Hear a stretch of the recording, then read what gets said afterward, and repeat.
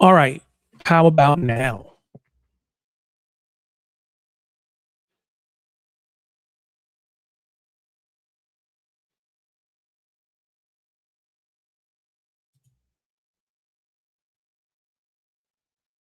All right. So, you know what? This is episode 34. That means for 34 weeks I've been doing this and I never had an issue with the mic. Why I got an issue with the mic today? I don't understand. It don't make no sense. You would think you would know how to do this by now. 34 straight weeks. Come on, man. You can't figure this out. Anyway, welcome everybody. It's Talk Back Tuesday, and so it's a little World Cup edition. We're going to talk about this Portugal match, 5-0 over Uzbekistan. Yeah, exactly, Harry. One job, man. Just one job. Just get it right, man. One job, and I can't even figure that out. But I appreciate you guys being here, even if I am. Even if I am struggling today. But yeah, we're going to talk Portugal. We're going to talk, of course, we're going to talk England and see how this, it could be worse. Could be a 35th week. Yeah, Steve, it could be worse. Maybe by week 35, I'll have it all figured out and won't have these same mistakes anyway. Dylan, you felt bad for Kuzanov. I want to get into this because I've got a question for folks. Because let's be honest, there are some, not saying you, not saying the folks in the chat, but there are some who would say that Kuzanov deserves to be a guaranteed starter. So I want to know if you saw anything today that challenges you on that. Now, again, he's playing with Uzbekistan. The talent around him is not as good, but we'll talk about it. Of course, we'll get into the England match. I see Danny said, raise your hand if your country has 6 out of 6. So we've got to break down and talk about the U.S. as well. But as every time we take the mic on Talk Back Tuesdays, this show is your show. We talk about anything and everything that you want to talk about. And to do that, all you have to do is to hit the button there or hit the link in the chat. There's a pinned message, I believe should be at the bottom of the chat, that all it has in it is a URL. If you click that URL, it will bring you backstage where you can be available for me to bring you on. Now, in order to do that, you got to have a mic. And ideally, you'd have a camera, but at minimum, you have to have a mic. And then we will bring you on just like I am bringing Trev on, who's patiently waited. Big up, Trev. Appreciate your patience as I struggled to figure out the one thing that I had to do today and make that work. But we got it figured out in the end. The issue is it was trying to use the mic on the camera, which doesn't really have a mic. So I don't even know why it was trying to use it. As opposed to this thing that's sitting right in front of my face. You would think the computer would just know. We live in the age of AI. AI should have just said he's talking in the one in front of his face. That's the one he wants to use. Where's AI when you need it?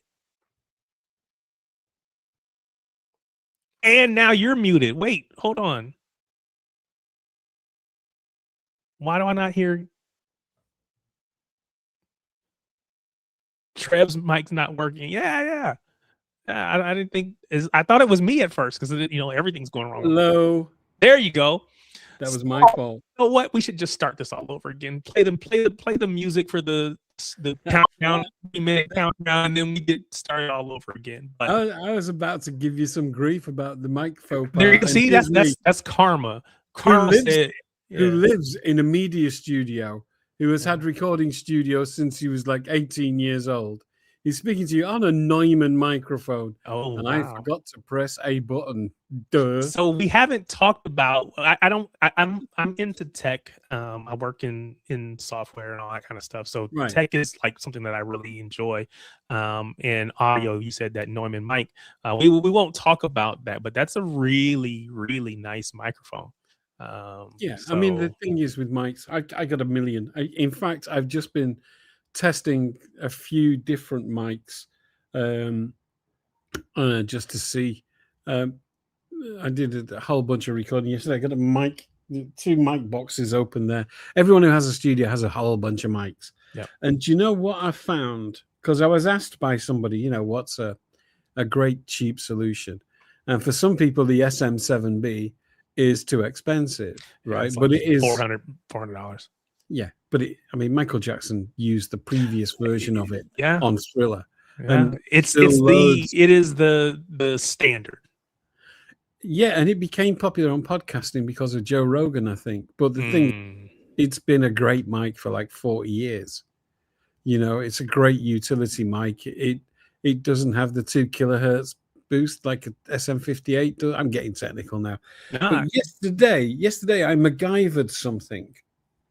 This is probably the most common professional microphone in every recording is studio. it the They'll have 58? about no, this is a 57, 57. Yep. Okay. right? Yeah. And they will have 10 of these at least because it's Yeah. still the greatest snare drum mic. I was gonna say I use it for mic and drums.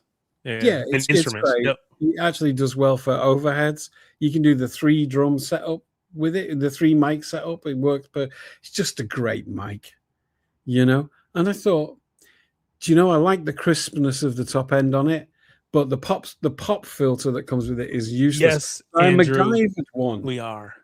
We're And gonna get to the soccer and to the football Yeah. and all the things, whichever way you want to call it. We're gonna get to that in a minute. Just give me 1 second to enjoy this. stuffed inside there is a scrunchie that you use in the bath, you know, or the shower, right? Because the foam things are fairly useless. So I thought, okay, I'll put a scrunchie in there and give it a bit of an air gap with this cheap sponge that I got, and then this little like $2 pop filter. It's brilliant. It's really, really good. It's not a Neumann, but I'll tell you what, it's about 15% off it for $99. There you go. So if you can't afford an SM7B, fraction of the cost. Yeah. If you can't afford an SM7B, you know, message me and I'll tell you how to MacGyver. You can actually buy a pop screen for the SM57. It's not great. You'd still need one of the cheap filters on it. But yeah, you know, hit me up if you need any advice. I love helping people out, and I love helping people save money. But if you can get an SM7B, and don't buy a cloud lifter, just buy it depends on your your the word I'm looking for, but your box that you plug it into, because it doesn't give enough audio or power behind it, it won't. That's why people use the cloud lifter. But I rarely recommend Behringer, but the Clark Technique. I've got a Behringer. It's basically the Behringer version of the SM58. Right. So I've got one of those sitting over there as just in case all this fell apart, I can pull that out, plug it in, and go. The Behringer Clark Technique does the same job as the cloud lifter for about $20, and that's all you need. And cloud lifter specifically, yeah. The cloud lifter is just ridiculously overpriced brand, for what it is. Just get one of those if your interface won't handle the input. I've got a cheap little Zoom podcast. It's a Zoom PodTrack P4 for those that are into technology or into this stuff, but it's really intended to be, you could just take it anywhere and record, but it has a computer interface. So I just run everything into it and then into my computer and use that as basically I just use it as an interface. I've actually never recorded anything on it. I just use it as an interface. Right. I bought it so I could, but I've got an Apollo on the desktop. Okay. Yeah. But I have an e.34. I love Audient gear, but I had it for 6 years and something went wrong with the board. And Audient have promised to fix it for me. When I get back to the UK, they just said, send it, we'll sort it out. You know, a great company, great equipment, brilliant prices. But I'm on an Apollo now. Yeah, sweet. It is what it is. Big up, everybody. Appreciate your patience as I geek out for a little bit. Again, sorry, guys. If you didn't know that about me, if you look at the header on my YouTube page, it actually says that I'm going to talk sports of all sports and technology and tech. So I leave myself the ability to do it because I told you on my page that I do it. But of course, I only ever talk city or football in general. But you know, I think a lot of people want to have better sound when they come on shows, even if they haven't got a channel. You know, and it's not it's not prohibitively expensive. This is great. This is the DJI Mic 2. I don't have a DJI, but I've got actually it's a what is the brand? Newer. I just got off Amazon. Yeah. These will work. Don't buy the mini one. The mini one's terrible. It's got this really honky boxy sound. But this is great. You know, the DJI Mic 2, I think they're $100, $130. Yeah, I bought those on Shades of Blue. We were doing a thing in Chicago. Right. And we were doing a live, and so I was like, I got these. I could put them on everybody. We could mic up guests or whatever. And it was something I could travel with, so I just did that as opposed to being in. I bought it to go with the Osmo Pocket 3, which is what I'm using now as a webcam. Okay. Yep. Sweet. Yeah. Everybody, appreciate you. We're going to get into the matches. We're going to get into the World Cup. We're going to get into all of that. But I see a question that has been popping up a couple different times. So I'm going to ask it now. Malo Gusto to City. Now, I haven't been in social media today. I've been pretty busy. Here's another one here. Gusto will back up Nunes potentially. The question is Malo Gusto. Yep, there we go right there. Again, Dylan. So a lot of people thinking Malo Gusto. And did you see any links, or should I go out to social media and see what? No, I saw there's plenty of decent links, actually, well sourced. Now, of course, Malo Gusto played for Chelsea. He's at Chelsea now. Chelsea is where who we believe to be our coach, Enzo Maresca. That's where he is coming from. So he will have coached Malo Gusto. So again, would it surprise me if he came? No, nothing would surprise me. And again, I have not admittedly been out on Twitter today, so I don't know what the latest gossip is. So I don't know what they're saying. I only have one concern, and it's not about the player. It's about the providence of the player. I think we have a very happy camp. I think that the dressing room is a solid group, and they're open to new people joining and make them feel loved and welcome. I think if we took two players from Chelsea, their existing relationship with Maresca could throw off some of the balance. I'm not overly worried about it, but at one point we were linked with 4, and that was outrageous. Just stop that. You can't replicate what you did at Chelsea in this dressing room, because this dressing room is already packed with talent, and they're a group that get on well, and they're all good characters. That's why I didn't want Fernandes, because he's a racist. You know, he just wouldn't work. And there's been several others that we've been linked with. And so I just worry. I think one Chelsea player coming in, okay.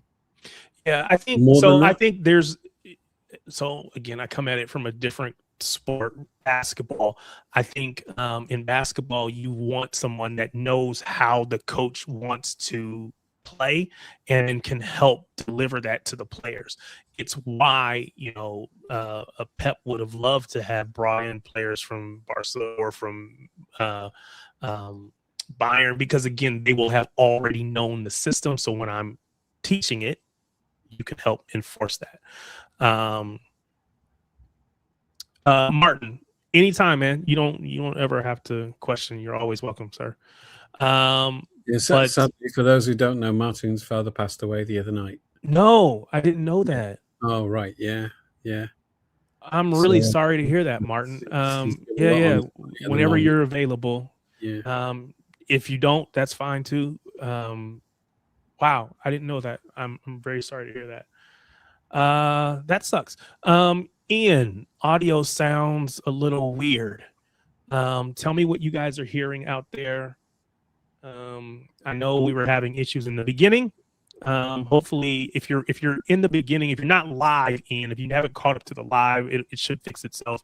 If you are live and it still sounds a mess, well, it's been that kind of a day, brother. Hopefully we get it fixed up though.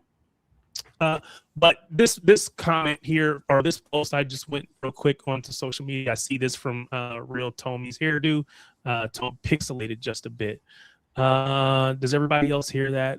Actually, so one of the things that I've been doing, That's just Trev's voice. That's funny. With friends like that, who needs enemies? No. So I've been trying to. I've been having issues with my internet, so I actually have been working to switch it out to a different provider. It should be better.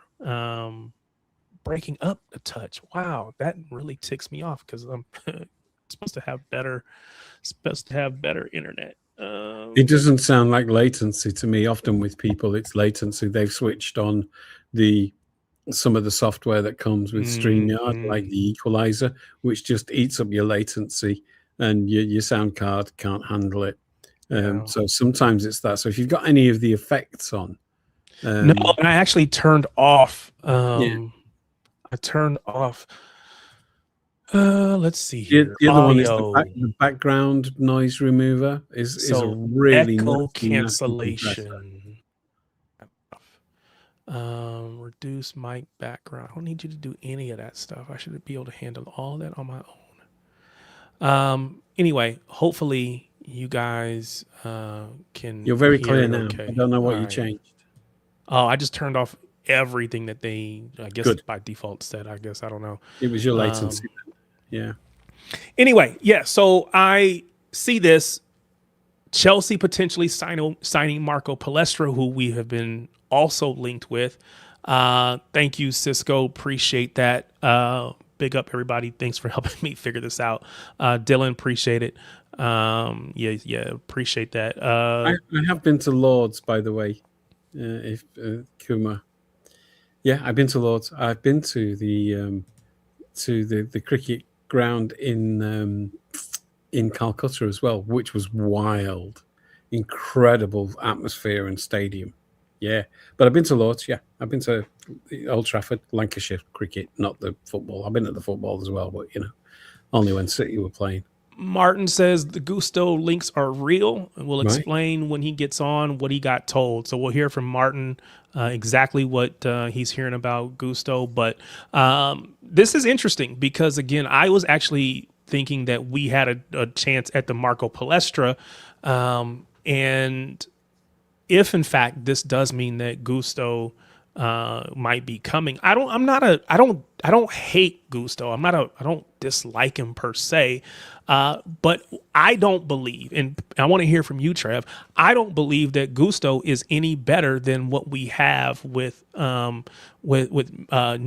Now, maybe the intent is for him to come and be a backup, but I couldn't imagine him coming and usurping that position. He's not better. He's not better than what we've got from Nunes already.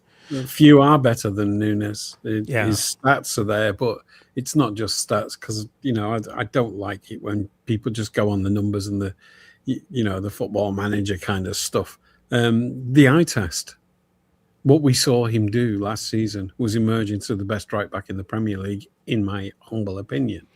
After a pretty difficult start a year before that. Yeah. How old is Gusto? I want to say he might be the same age as he might be the same age. I'll pull it up here in just a second. Hey up, Governor. Big up, man. 23. See, I thought he might be 25, but yeah, 23. So he's young dude. So maybe if he's coming in as the insurance player and plays in the cup games, that kind of thing, I kind of like that. But I don't see him as a replacement. I don't dislike him. He's got plenty of pace. He's. I don't think he's better than Nunes. Now, again, given opportunities, we'll see. But so if you ask me, how do I feel about that move? I'd probably be a little disappointed, maybe a little. I guess disappointed is probably the right word. If he comes, he's a backup, and he's just, more of a, I don't want to say vibes, but kind of a vibes or locker room guy for the coach and for the manager, someone that can help deliver to the players what he's looking for. Fine, but he's not a starter. He's just not. So we'll see. Cade says he's the perfect Maresca right back because Maresca loved him. Okay. Yeah. But no more Chelsea players. Neil Hanstock says Kuzanov should be the backup for Nunez when he's not in central defense. So let's just go ahead and get into this because Kuzanov played today. He and his brothers from Uzbekistan took on Bernardo Nunez, who and of course Cristiano Ronaldo and the rest of Portugal. And I am trying to watch matches while I'm at work. And this is one of my days where I actually have to go into the office. So I can't just, have it going the entire day like I normally would. So I'm in and out trying to watch. But I'm watching and Portugal is whooping. They are whooping Uzbekistan. And you would expect that because Uzbekistan, small nation, new on the international stage as far as even qualifying for a World Cup. Portugal, though, I don't think they were good in their first match. Did they get a draw with Ghana potentially? I forget who it was. They weren't great. So I guess I was surprised from the standpoint that they actually looked as good as they did.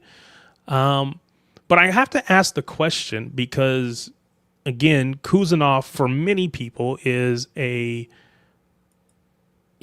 is a must play for some folks. He's got to play. He's got to start, even to the point of not wanting to play him over or wanting to play him over Ruben Diaz, who was on that Portugal team. So did you get a chance to watch the match today? The Portugal match. I saw the highlights. I need to put out my usual caveats about Kusanov. Okay, I adore him. I've made 2 videos about him. I protected him after the Chelsea debut, which people still are managing to mention. They did it today because James Ducker, who's a Man United fan, journalist, who works for the Telegraph, did a real hatchet job on him, and I did a 20-minute response to that. So nobody can question how much I love Kusanov. I adore the player. But the narratives that have emerged from 2 sources, okay? We've attracted hundreds of thousands of new fans from Uzbekistan, and they get pissed off every time he's dropped, right? And they are noisy in the comments. They will, and they also transition. This happened with Mahrez. They transition to then attacking any player that they think is taking Kusanov's place. It used to happen with Mahrez. It's happening again, and we just need to be aware of where the noise is coming from that's slagging Diaz off, who is still one of the best people in his position in the world, and what their motivations are. And that's picked up by people who prefer young players, and that tends to be the younger end of the fan base, and they like the younger players because they feel they have more in common with them, and they tend to think that anybody over 28 is an unk. And so it starts with the Uzbek fans, who I adore and want them to feel welcome and to stay, right? I love Kusanov, but the younger City fans, I think, have picked up on the narrative and are joining in with the slagging off of Diaz and always wanting Kusanov to start. They're not being objective. He's not there yet. He will be one of the greatest centre-halves in the world by a long way in a couple of years' time. He's not quite there yet. So what I wanted to know is for folks who are, very high on Kuzanov, and again, I think you should be high because I think he has a lot of potential. Call me a happy clapper all you want, right? Someone's calling me a happy clapper. That's not a pejorative. That's a compliment. Thank you. Sorry, carry on. I see call people out for this nonsense. Well, no. So again, I think so. This is where, because again, I feel like we get into the Kuzanov thing every week, and I don't want to do that. I don't want to, again, it is what it is. But in this match, again, we saw what I believe, and again, I have to caveat this by the fact that he's playing in a poor team. A country, as somebody said, they're just glad to be in the World Cup. They're just glad to be here. Being here is the accomplishment. Whatever they do while they're here is just the icing on top, right? Let's just be honest. This is where they are. But I also see it felt. I know he ended up with an own goal. Do you see some of the struggles that, again, we talk about Diaz because he's that leader at the back. He can organize the defense. Obviously we're not asking Kuzanov to do that, but in that squad, I would expect him to be the one that is organizing and he's the big name. He's the big fish in the small pond, right? He should be the one taking control and telling people where to be, all of those things. So that's what I'm expecting from him in that match. Now, the own goal, that can happen. It can happen. But to be, to borrow a phrase, to be at 6s and 7s, to be completely, it feels discombobulated at the back. I want more from him in that moment. I want him to be able to organize the defense and kind of pull his team together a little bit more. Now, maybe that's asking a lot. Maybe that's asking too much, from a leadership perspective from a young kid, because I think he's 22, 23, right? So maybe that's asking too much, but you're on the big stage. This is your opportunity. And they just felt completely disjointed. Portugal, and again, Portugal's a good team. I can't knock it. Portugal's good. One of the players is a plumber. It's like the old, half the team are postmen and farmers. But it's actually true with Uzbekistan. Football is not massive there yet. It's popular, but they have no reputation for producing players. And this is why the Kusanov love is so big there, because he's the first one who's actually played in the Premier League, But unfortunately, the rest of the team are nowhere near that level. And they've done their best. I'm sure they've done their best. Portugal were clinical. None of the goals were Kusanov's fault. It chalk and cheese. Farmers League versus one of the best teams in the world, let alone, a club team, a national team full of talent. It's actually a bigger country than I thought. It is a population of more than 38.2 million. Comparing that with it's really diverse as well. It's like a third of the population are Muslim, a third of the population are ethnically Chinese, and I guess I'm thinking about it from Russian. Yeah, I'm thinking about it from the standpoint of, like, you think about the small nations like Haiti, and I don't know how many but like Cape Verde. One of the nations, they said that they had a population of like 500,000 people total in the entire country. So it's like that's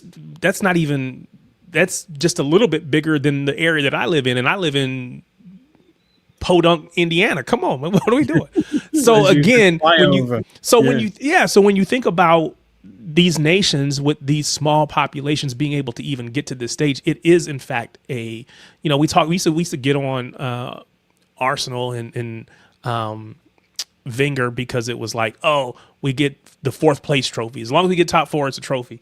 For these guys, getting here is a trophy. It really, truly is a trophy just to be here.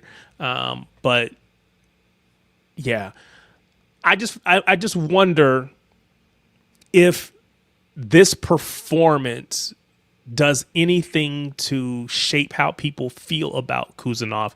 And I'm not talking about people outside of whatever. I'm talking about City fans, people who watch him every day, people who have a high opinion. Does what you saw today, does it change how you feel at all?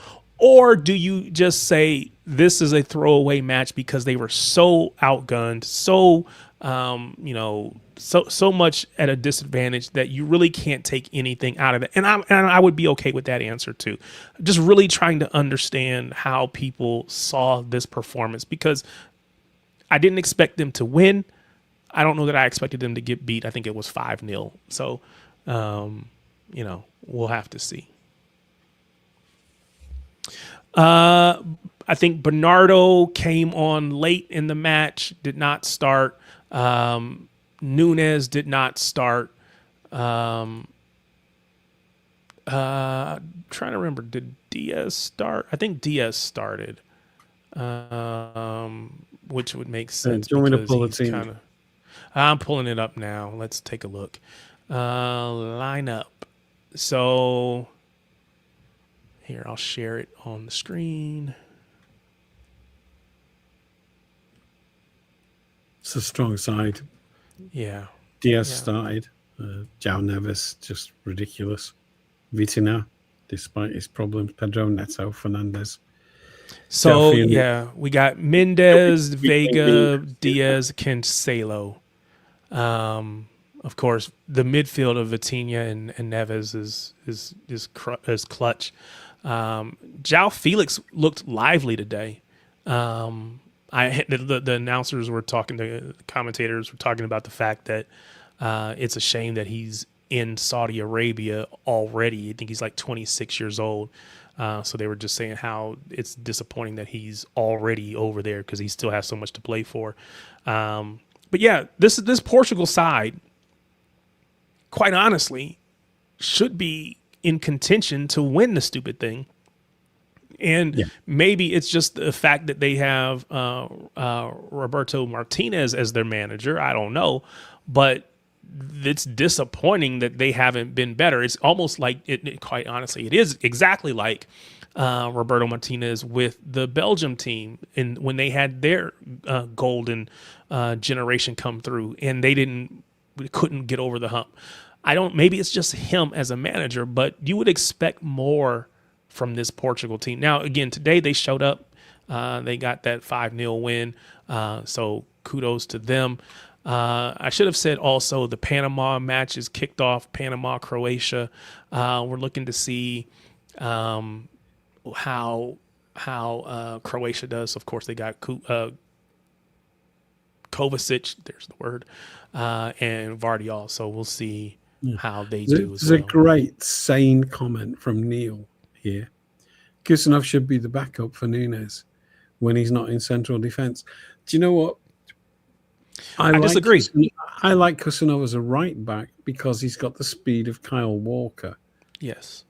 And so I think Kus can be the backup right back, but I also think I'm happy to have more cover there. Yeah, I think he could do it, but I am not a fan. And he's done it, and he can do it well. He's actually a better passer. He's better on the ball than I think we give him credit for, or he gets credit for. So he's better at that than, but for me, the issue is the style of play is so much different with him than it is with Nunes that it just impacts the way we play. I think we need someone that can keep the style of play consistent, even if they can't do at the same level, which is why they're the backup, but at least they can have the same style of play. And maybe Rico Lewis could have done that, but he just wasn't. Quite honestly, he's not there yet. So I am not a fan of moving him into the midfield, or into that right back position. But again, I agree with you. His pace does bode well for someone in that position. And again, I think Nunes is faster than people give him credit for. Because actually, to be fair, I don't know that I've seen Nunes get beat or get skint for pace. I've not seen that. He makes mistakes. Everybody does. But I haven't seen him get beat for pace. And so, again, I don't think pace is a problem for Nunes. But it's hard to recall a weakness in Nunes' game from last season. Is there anyone in the chat? What is Nunes' weakness? Because he seemed to have everything last season. Yeah, I would say the year before people would talk about, and if you've probably been on with LB, people would have said, "Oh, he's a bozo. He's got the bozo gene or something to that effect." Right? Makes just silly mistakes, and so sometimes I think maybe he hasn't always been locked in mentally. but I think most of that was out of his game last season. I really do. Yeah, he probably had a mistake or two, but again, every player does. But it wasn't the glaring mistakes that we would have seen in the year before. So I like him, and I don't have any issue playing him at right back. So I'm impressed with the maturity in the comments. So well done, chat. You're dealing. This is what I would hope that the chat would be saying. It's there's the odd weirdo, but other than that, the take on Kusanov has been really well informed. So well done, everyone. I'm reassured by that, because normally when you talk about Kusanov, you just get a bunch of idiots, who haven't really thought what their opinion is. And this chat is outstanding. Well done. Yeah. And Steve, as always, is just on fire. You make me laugh. So we went from the fireworks of the 5-0 to the 0-0 draw between England and Ghana. Did you watch this match, Trev? Yes. And I managed to stay awake. So as a English fan, as a fan of England, as someone who was born there, even if you don't live there now, tell me what your take on this match was. Now, again, they dominated from a stats perspective, right? 79% versus 21 in ball possession. They had, again, total shots 19-2. They did everything but score. So tell me what happened. Again, I only saw parts of it, and I was in some meetings for a lot of this match. So tell me what happened and why we, and I say we, because I'm rooting for Nico O'Reilly, who almost scored a goal, and I saw that. But why couldn't England get over the hump against this Ghana side? Now, again, Ghana defended well, but what happened? Okay. The second half team talk didn't work, which it did last time. I think there is still... You have to understand how our tabloid media works. How we call them red tops, and they are waiting with bated breath for a scapegoat, a failure, someone to bully, someone to ridicule. And I still think that plagues England players and makes them a bit more risk averse. He brought 2 players into the team today that prior to the tournament I didn't think should be in the team. So I was going to ask this question. Yeah, right? Jed Spence is not an England left back. Now, I'm not saying why is there a need to change Nico O'Reilly? So did you think his last game was poor enough that he didn't deserve to start again? No, and the thing that I couldn't make sense of is that if he had poor moments in the last game, it's because he's playing with a central defender he doesn't play with normally. So you bring Mark Gahey into the team, but then you take him out. But then you take O'Reilly out. Makes no sense unless he's managing minutes and managing squad sentiment, and we're being told that the squad's really positive. But I don't know about that. I think it's great PR. I think it's good leadership for him to be saying that and putting that out there, because it puts a bit of a wall around them. It keeps the tabloid hacks away from them because the team are like together. So I love all of that. Now, whether Tuchel's having a time of trying to keep everyone buoyant and going forward, then okay, you can do that. But by the second half, it was clear that Jed Spence was leaving poor old Anthony Gordon completely on his own. And also through that first half, I saw both Anderson and also I'm just trying to remember who it was, but Anderson was definitely telling Spence to stay out wide. He'd been told to stay out wide to stretch the pitch so that he's there to support Gordon, and he just didn't do it. He wasn't overlapping Gordon. All his passes were lateral, and this is when a player gets into a team, sometimes they become risk averse because they think that if I make a mistake, I won't keep my position. And I think that was part of the explanation for Spence. Now, I'm not bullying the guy. I'm not saying he's a bad player. I'm just can't reconcile bringing Gay in the team, whom O'Reilly is used to playing with, but dropping O'Reilly for Jed Spence. I don't get thinking. I'd love to know what he thought of it. So Gordon, looking at this Anthony Gordon lineup, didn't stand a chance. yeah, Because he was just alone every time he got the ball. He was alone. And he kind of did okay. And then he was subbed on 65 minutes for Saka. yeah. And So then I'm looking at this, and I can see I'm seeing the FOT mob ratings at least. Again, doesn't mean that they are right, but Rice got an 8.1. Gahey was next at an 8. Then you had a couple people in the 7.3. Reece James with a 7.5. What did but he then give you Bellingham? got Bellingham with the 6.0, Kane with the 6.3, and a 6.5 for Madueke. Those are your 3 lowest scores. So it really just says that the attackers weren't great. I saw Kane missed the rebound on the Nico O'Reilly header that he should have probably put away. Again, if you don't have the creativity, people talk about breaking down. But that was it. There was no creativity. Yeah. They were trying to get a spark out of a wet flint. Do you know what I mean? That's what I tweeted out during it. It's like they were, but the flint was wet. There was never a spark going to happen there because it was just very risk averse for too long in the game. The subs came on and they obviously got the message and get in there. And then we started to create chances. The last 10 minutes was very good. But it was too late. The end where they really applied the pressure. But again, I don't understand why you felt the need, and by you, I don't mean you, I mean Tuchel, right? Why change what was working? To me, Nico O'Reilly is the undisputed left back for England in this squad, at least. Because with who he brought, he should be undisputed left back.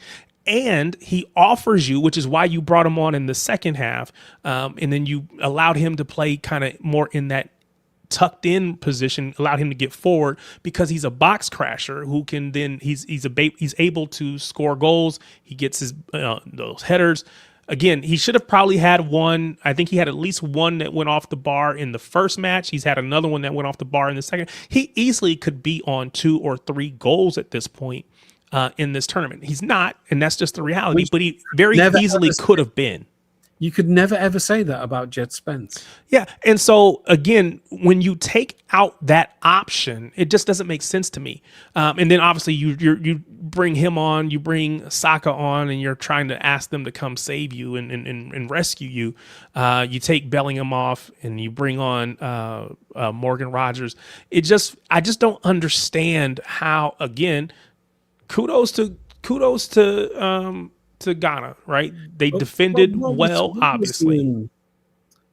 They brought Rashford on, who is he played, both Rashford and Saka played on the right side for their preference, their feet, and so that made sense.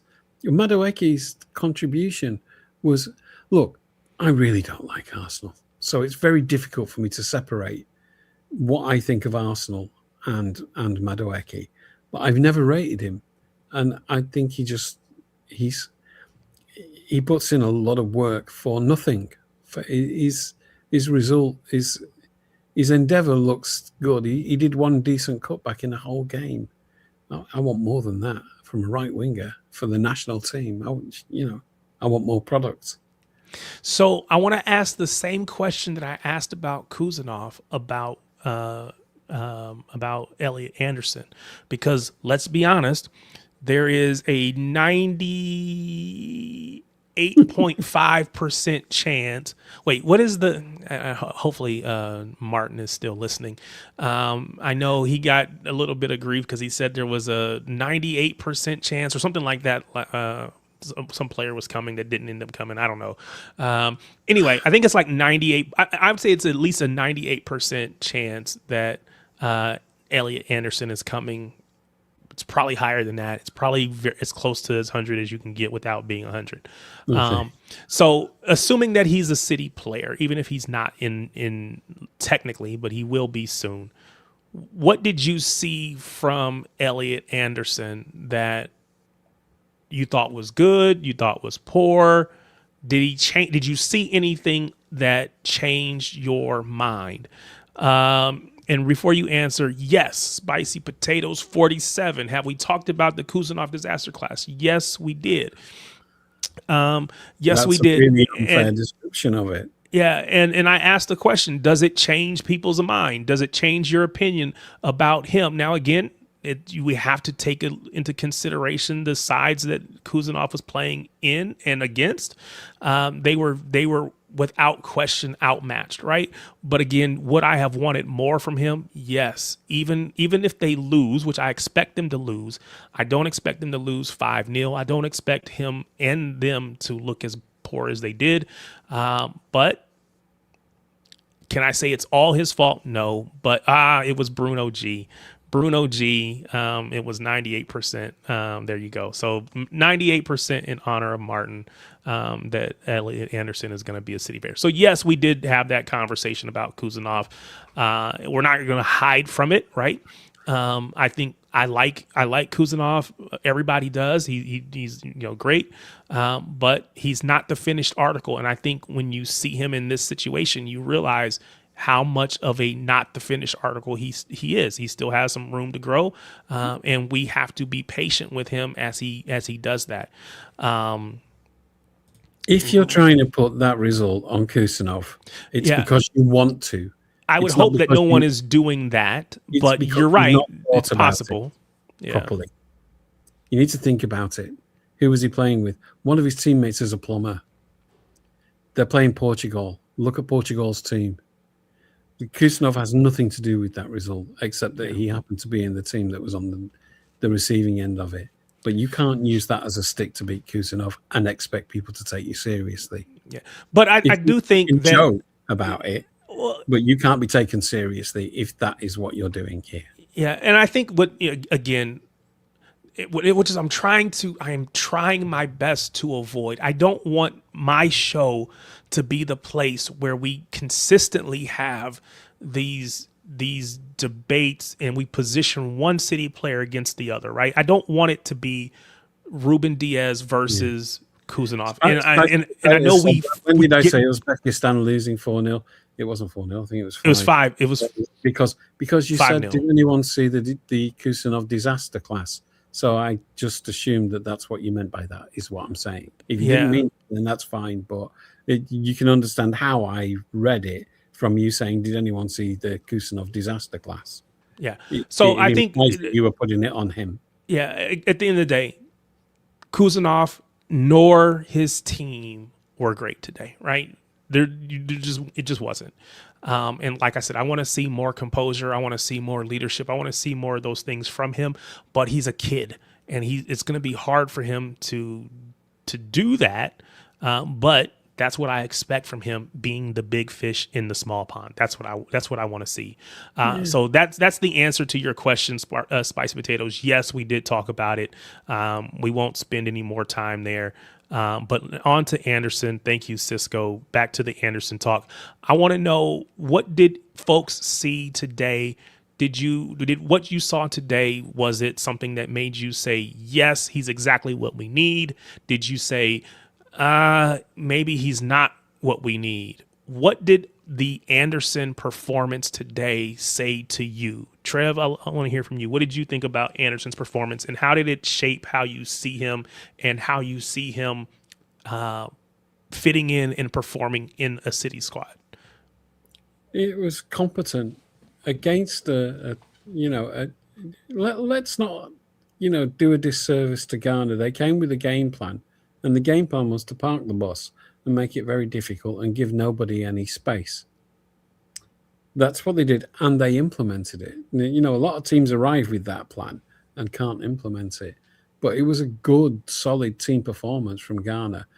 It wasn't the game of football that we want to see. Nobody likes to watch one team do this low black part the bus style of football, but they did it, and they came with that intent to not lose. And so Anderson's impact, um, particularly in going forward, it was limited, but he was totally competent in what he was able to achieve. Did not give the ball away. Stopped several balls going past him. For people to run onto. Didn't really make a mistake that I can recall. Just competent in a game that was about the average performance was competent. Nobody was amazing except for probably Nico when he came on. Rashford did very well. Rashford's a man in search of a redemption arc, and I think he's finding one with this England team. And, fair play to him, because when his head's in it, he's a great player. Even though he's a rag, you have to hand it to him. When he's on it, and he's good. So with Anderson, I think he was competent in the game that was in front of him. I wasn't expecting him to be the guy who changed that game. That's not his role.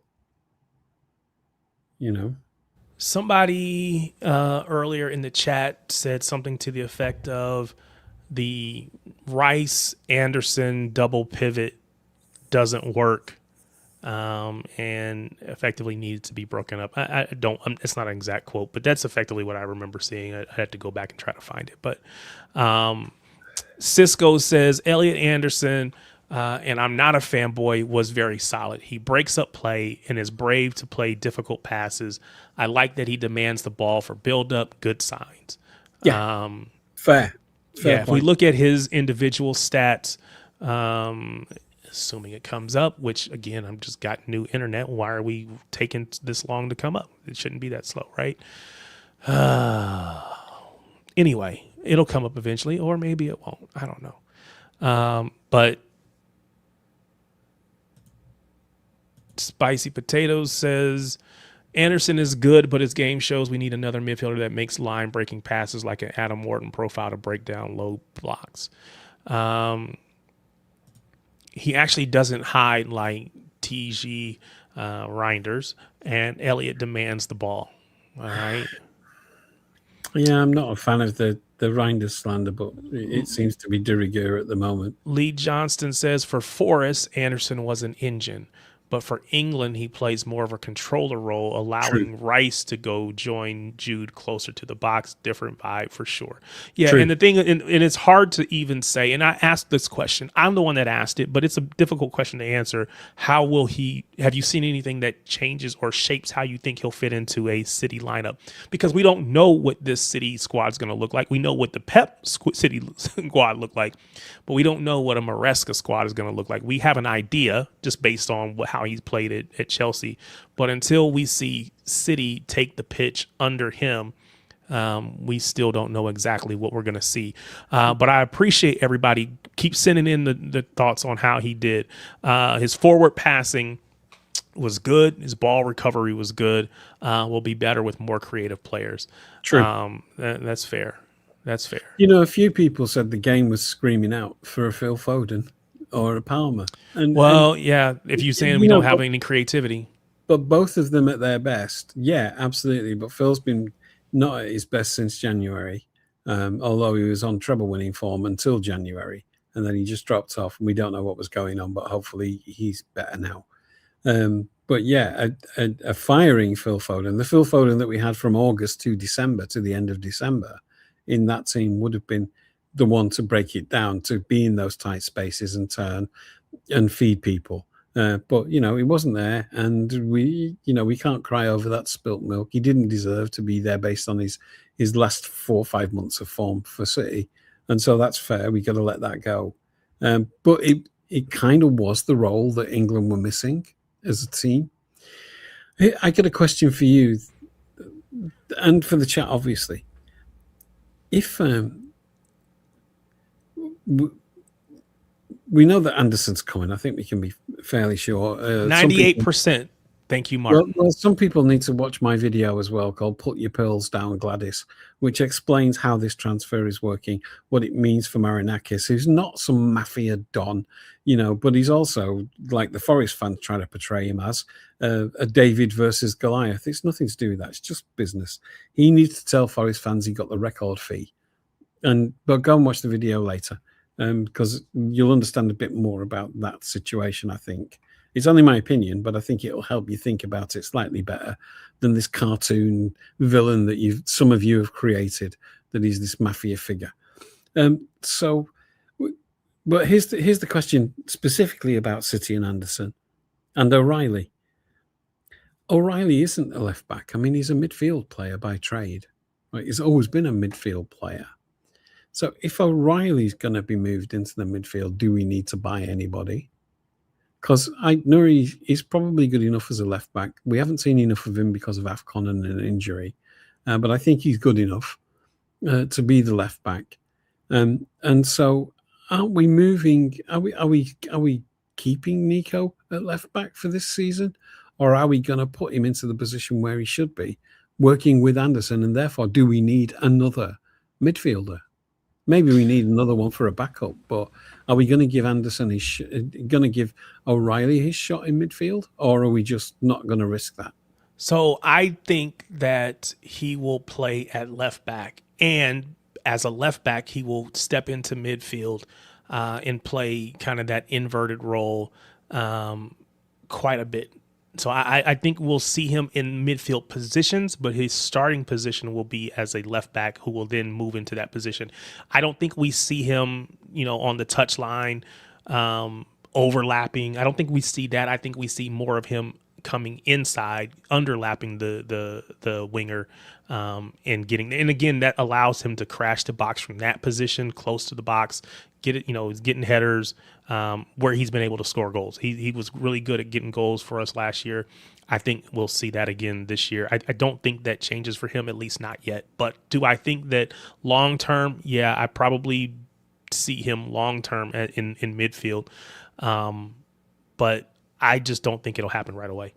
You see, at a deal, this is what I feel the sentiment is. Don't fix what is not broken, Trev. Keep the boy at left back. He's doing good there, and he is. And I sense there's a fear of moving him into the midfield. But is that? And your answer is the other common answer that I get to the question, which is we're going to try and have our cake and eat it. We're going to try and keep him at left back. But that's how he's been playing all this time. I mean, he goes on the outside occasionally, but most of the time he's playing in what you would consider midfield positions on the pitch, even if he's starting at left back, as far as the lineup would say, or the original starting positions would stay. But yeah, I think that's what we saw from him with Pep. I think that's how he was able to thrive. I don't think you change what is working. But I do think that long term, I agree that long term his long term position is probably in that midfield spots. Big up Martin, how you doing, sir? Let me say condolences to you and to your family. I just heard that your father has passed away. So condolences to you and your family. Prayers for all of you as you navigate grief and all the things. You probably don't want to focus on that right now, but I wanted to say that because I do consider you a friend. So just know that I will be praying for you and your family. Thank you. Appreciate that. And thank you to the now couple of 100 messages that I've had across different social medias. It is amazing. I'm not going to lie, no, come to Top Football. I was going to say, you probably want to get away from it. Yep. It's allowed. That's okay. That's perfect. I've spent all day in funeral homes with funeral directors, and I've funerals in place. It's arranged. Everything's done. Yeah. Yes. I definitely don't intend for you to have to talk about that. You don't have to. No. The one thing I will confirm, he is leaving the ceremony with Blue Moon. That's been confirmed. and he will be cremated in his favourite Manchester City shirt. That's awesome. Fantastic. So That's awesome. There you go. Right, football. Where we at? We're talking. So did you watch you probably didn't get a chance to see the entire England match today. You probably had a lot of stuff on your plate. No, the only one I watched fully was Portugal and Uzbekistan. Yeah. Certainly. So we're talking about the England match. It ended 0-0.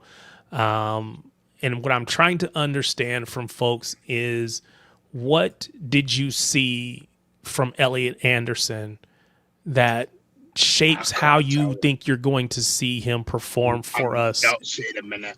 I'm not gonna lie. I'm not gonna pretend I'm not seeing. No, I think the fair take, and it was echoed in the chat, is that it was a competent performance, and I think we have to give more credit to Ghana because they played this. They parked the bus and they implemented it really well. And so he did what he could when confronted with that, with the outlets that he had around him. He was competent. He didn't disgrace himself, but it was not the sort of game where anyone could be a hero either. It would have taken a moment of magic, and there was no magicians on the pitch. So big up, Oriano. Glad to have you, man. Are you there? His mic's off.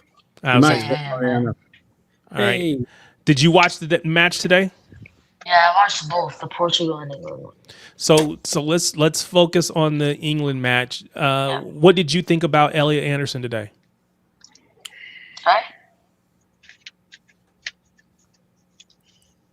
Your thoughts on Elliot Anderson? Anderson. I think his role in the England squad is to just control the game, set the tempo, and I think he's done that well. Would I like to see him have done more like line breaking passes, more forward passes? Yeah, but I don't think that's what he was told to do. But I think he did pretty much what he could. I just thought the attacking midfielder like Bellingham and the wingers just didn't provide enough to break that low block. And the squad has too many similar players, and you don't really have different weapons to bring on from the bench because they're all very similar players. Like Morgan Rogers is very similar to Bellingham. So that's why I think he needed to get players in there like Foden and Palmer just to break those low blocks. It's important to have different weapons. And I didn't want Foden to go, by the way, but I just think he needs those type of players. So I see some to a Baloo 6119 says, I've seen enough to know he's not a 6. I'm assuming that this comment is about Elliot Anderson. So not a 6, more of an 8. Box to box is going to work really hard. But he, for England at least, he's playing in that he's a double defensive. budget. Yeah, he's in that 6th position. He can play alongside Rodri, not necessarily as a replacement for, but alongside, and allow. You cover for some of Rodri's weaknesses potentially. Okay, so I see you waving your hand. So you're saying that he's kind of a replacement for Rodri, but kind of not. What is that movement meaning? I wouldn't bet. I would bet some money on right now. I'm not sure Rodri's going to play 6 next year. So you think that? So again, I think so somebody said this earlier. Anderson allows Rice for England to kind of go forward. I could see him doing the same thing for City and allowing Rodri to get forward. Is that what you're thinking, or are you thinking something different? That's what I've been told is the plan at the moment. Yeah. Can change. And I think it makes sense. It could be like when Rodri and Kovacic were playing together. It was they exchanged a lot, so it could be something similar. Kovacic was generally the 6. Yeah, and it could if be you look something. at the heat maps, Rodri was the one who went bombing forward. It all started, I remember, a few years back. We played Sheffield United, and Kovacic and Rodri were unleashed together. And someone pointed out, they went, look at his heat map. Rodri was like up near the 10s. He was up near De Bruyne. He was just gone. He was that. It was. You remember that season when he had that bet where they scored 20 goals or something? I'll untuck my shirt. And he got very damn close to it because remember, he got towards the end of the season, he started getting worried, like, I might have to start untucking the shirt. Yeah. That was because he was starting to get used. This was the Kovacic Rodri situation where we were at, where Kovacic became the 6 and Rodri was being possessed further forward. Not sure that's the plan going forward. I mean, I don't know. I'm just saying that's what theories at the moment. It's a nice way to think about it, Martin. I think it helps us all think about it. To me, I think some people. Every time I hear people talk about Elliot Anderson, I hear two train of thoughts coming out.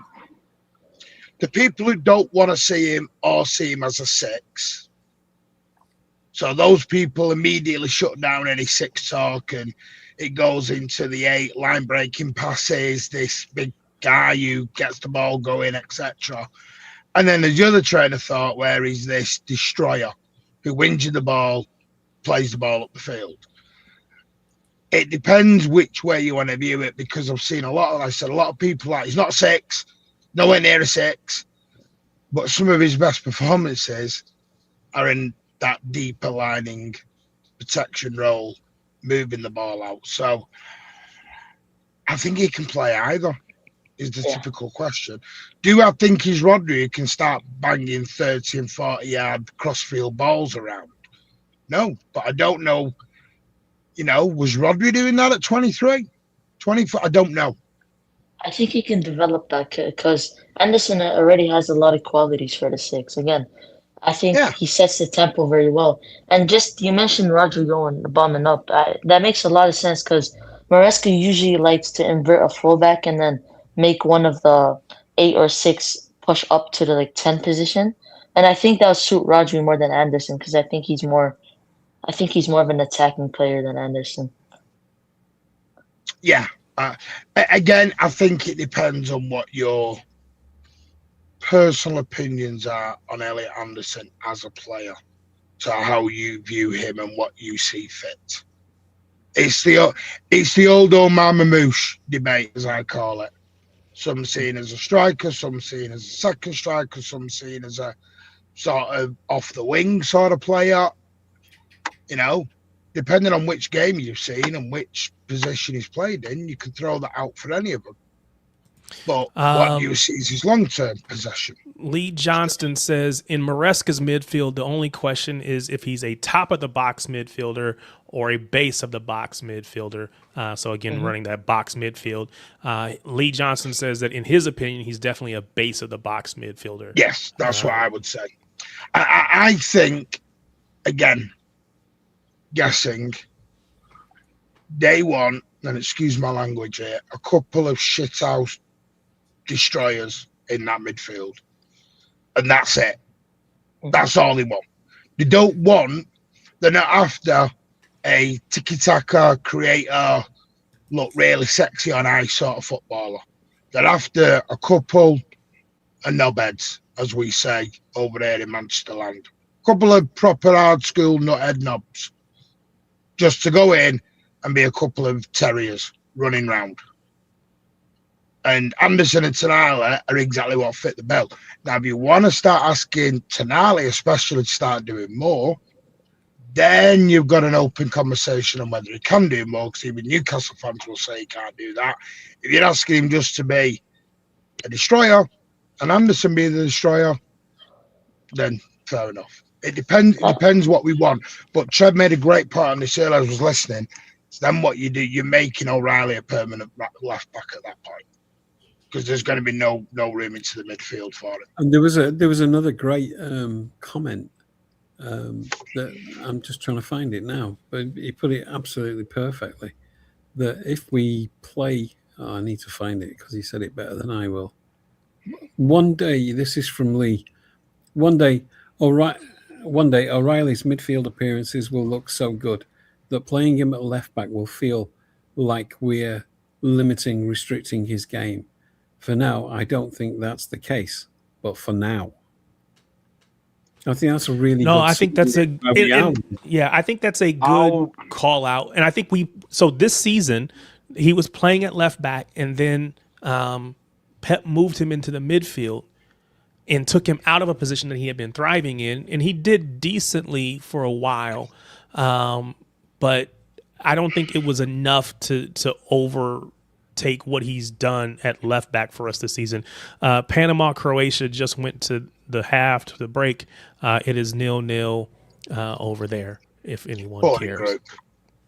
Is that halftime or it's halftime? It's halftime. Not end of the first quarter. Oh, it's into the second quarter, which is halftime. It'll be third and fourth quarter coming up next. And how many ad breaks? Sorry, hydration breaks did we have in that? Yeah, I don't know. But what I will tell you, if we're gonna do 4 quarters, then what you have to do. This is for me and for me and for I've completely gone blank. Wow, I've completely lost what I was going to say. I'll tell you a joke while you're doing it, because I'm in a bit of a joking mood. I like to have fun. I know what I was going to say. As I got told by my friend today. Go ahead. It was 33 degrees today in Manchester. So every 9 minutes, we're going to call our bosses and we're going to ask for a hydration break. There you go. So in American football, college American football, I'm a fan of the University of Miami. If those of you that are in the chat, you see Miami Snoopy, he is also a fan of the University of Miami. It is my opinion, people might argue, but it's my opinion that we started this thing where when it gets to the fourth quarter, in between the third and fourth quarter, you get your 4s up. You know how people say W's in the chat? You know, I'm not really like that. So you do but you get your 4s up in on the sideline. If you're watching the game on the sideline, all the players have put up 4 fingers because we're going into the fourth quarter. This is where we're going to win the game. So this is going to be a new thing that we're going to bring to football and to soccer because we're going to have quarters now. It's going to be a new thing. So do you think so? What percentage, and I don't want this. I really don't want this. Big up, Governor. Did we say something wrong then? Because everybody disappeared there. I was going to say they don't want to be on. They don't want to be on with me when I'm saying this. But I don't want this. I'm just saying this in jest. Have you got a sponsor for this part of the show, Tariq? When we get into this, no. But we're gonna get to 4 quarters, and it's gonna be a thing. I would bank more on it continuing to infiltrate the game as opposed to it being a one-off, because once they see that they can make money, the money that they're making on those ads, you don't think the Premier League is going to say, we want more money, give us more money, we'll take more money? No. Sorry, big up for letting me on, but no. I don't want it. So I'm not saying I want it. I'm saying that it's gonna happen. If the Premier League even go anywhere near that, there will be guillotines on the streets of England. Trust me, it's just not. Well, it won't happen. You're right. It won't happen because of the weather. They can't sneak it in under the auspices of it's too hot. You want a hydration break in Manchester? Yeah. Look up and open your mouth. But Tariq, let's be honest. Yes, we all know did. what it is.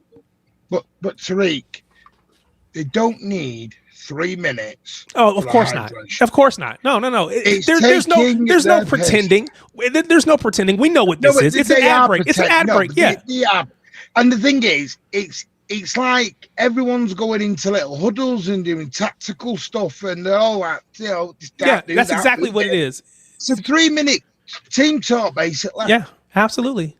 Nobody's got a problem with the player welfare. Okay, nobody. But the problem is that it affects the game because, as we all know, momentum is a massive influence in a game of football, and momentum happens over 45 minutes and can be broken. You know, the great Liverpool team of the late 70s, early 80s mastered the art of stopping momentum by going down and staying down. They would stop the moment another team got some momentum going. One of their players would go down and stay down for as long as he could to break the momentum. And that could be 2 minutes. And it was enough, usually, to break the momentum. A lot of teams copied doing that. But now with the 3-minute ad break, you are definitely interfering with the momentum of the game. So Matthew asked the question, how many adverts are there on American TV when we have these breaks? So typically the average commercial is 30 seconds. So we're talking 5 or 6 easy.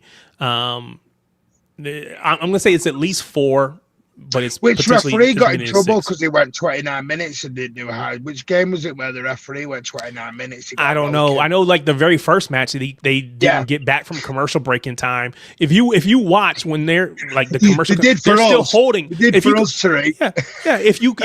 you watch, even like going to US Sports, you can see it's a TV. They call it a TV timeout. We're calling a timeout so we can get some ads in. The players get a break, but it's all about TV. It happens. If you go to an American football match, you can see on the sidelines. We're holding. I've been to college games, and they actually have a clock that tells you it's 2 minutes and 36 seconds, and before we come back from TV, so you know exactly what's going on. It is all about money. It is exactly what it is, and so yeah, it's 5 or 6 commercials every one of those timeouts. Yeah, Tarek, Thunder Road said media timeout. Exactly. Can I just mention, it happens here in Australia with the NRL, the rugby, right? When they score a try, sometimes they go to an ad break, right? And by the time they come back, they've took the kick, the second kick. Yep. For the goal, and you've missed it, and they're back in play again. So it doesn't work all the time. Well, and this is the thing. That is why they will be on the sidelines, and they like if you watch American football, professional American football, the referee will stand up on the center, the guy who hikes the ball to the quarterback. He will stand right there with his hand on his shoulder. You cannot, as long as I'm standing here, you cannot hike the ball. They will know we're back from commercial. Everything is good. Okay, then I'll get out the way, and you can actually. They enforce the idea that we don't want play to happen until we want play to happen, and we're not ready for play to happen until we're back from this commercial break. So I think, Tarek, what you're seeing, because it's in America now, this is all hyped up. When the World Cup finishes, it'll go back to normal. Right? So it'll just be the same. You don't change the game. So we've seen quote unquote hydration breaks, and I don't want to have this conversation because I had it last week. We have hydration breaks. We saw them in previous World Cups. We're seeing them in this one. The difference in this World Cup is, and maybe it's because of it's being in the U.S. I don't know, but every match, without question, has a hydration / ad break, right? Every single one. Now, part of that is it gives consistency from game to game, in my opinion. So every team, no team benefits from having hydration breaks if other teams don't. Everybody gets the same breaks. Again, that we know that is intended to allow, or it's maybe not intended to allow, but it is allowing the actual commercial breaks to take place. Yeah. So I think, yes, Tarek, we do have literal breaks into play in the NBA and the NFL, but they will extend those breaks to make sure that they get those commercials in. Go ahead. Sorry. The only way the Premier League will look at adverts is to make more money to pay for court cases. So let's be honest. They're not. So like if I'm watching a match here in the US, if I'm watching a Premier League, I'm watching a City match, right? There's no commercial breaks. There's no ad breaks in the stream. So what they do is they will put, this, Martin, they'll have, what do they call it? Not a banner, overlays. They'll have an overlay that basically is the ad that sits kind of on top, and it's maybe just at the top or on the bottom. And so it allows you to see commercials or ads for something, but maybe not a full screen ad. Here in the US for this World Cup, they're actually going to full screen ads in many cases. Now they've gotten away from it a little bit, where they have done more of a half and half. But yeah, I think in the South African World Cup, they shrunk the playing screen down to a quarter, and then played ads around it. Yeah, that's basically the same. Yep. Yeah. So they're gonna get that money in there. Box frame overlay. Yep, exactly. Yeah. I mean, you don't mind. You don't mind it as long as it doesn't interfere with the game. Yeah. Yes. Do you know what I mean? Yes. You can have all the advertisements you want, but as long as it doesn't interfere with the actual game. Yeah. Yeah. Agreed. All right. So anything else on? Anything else on Elliot Anderson before we move off of him? No, it'll get done. It'll get done. It'll- It's just fees all agreed. Are just waiting to do the. It's Forest. Forest want to do it for the 1st of July. That's all. Yeah, because like reporting reasons or something. But the thing is, we got to look. Forest are already spending the money. They're already out making bids for. That's the biggest big players. thing you could ever need. Well, they made bids for 3 or 4 players. They made a bid for someone at Juventus. They made a couple of bids. They're going for a midfielder at Monaco, beginning with T. I can't remember his name. There is a number of players they are looking at. They're spending the money already, which tells you. Anderson's already told teammates over there that he's joining City. He's already larking around with the City lads. He's coming to City. It's going to happen. Listen, I bet everything that it is. So yes, Cisco Telemundo, which is the Spanish channel or the Mexican channel, does not do the commercial break during the cooling break. They stay on the pitch and they go into the huddles. Again, the culture is very much different here in the U.S. Nobody in Europe is doing it. Yeah, it's a U.S. thing. I mean, yeah. So yeah. By the way, can I just say, big up to my guy Ruben Diaz today. I did like that little him and Kushnerov having that little cuddle on the third goal. Did like that.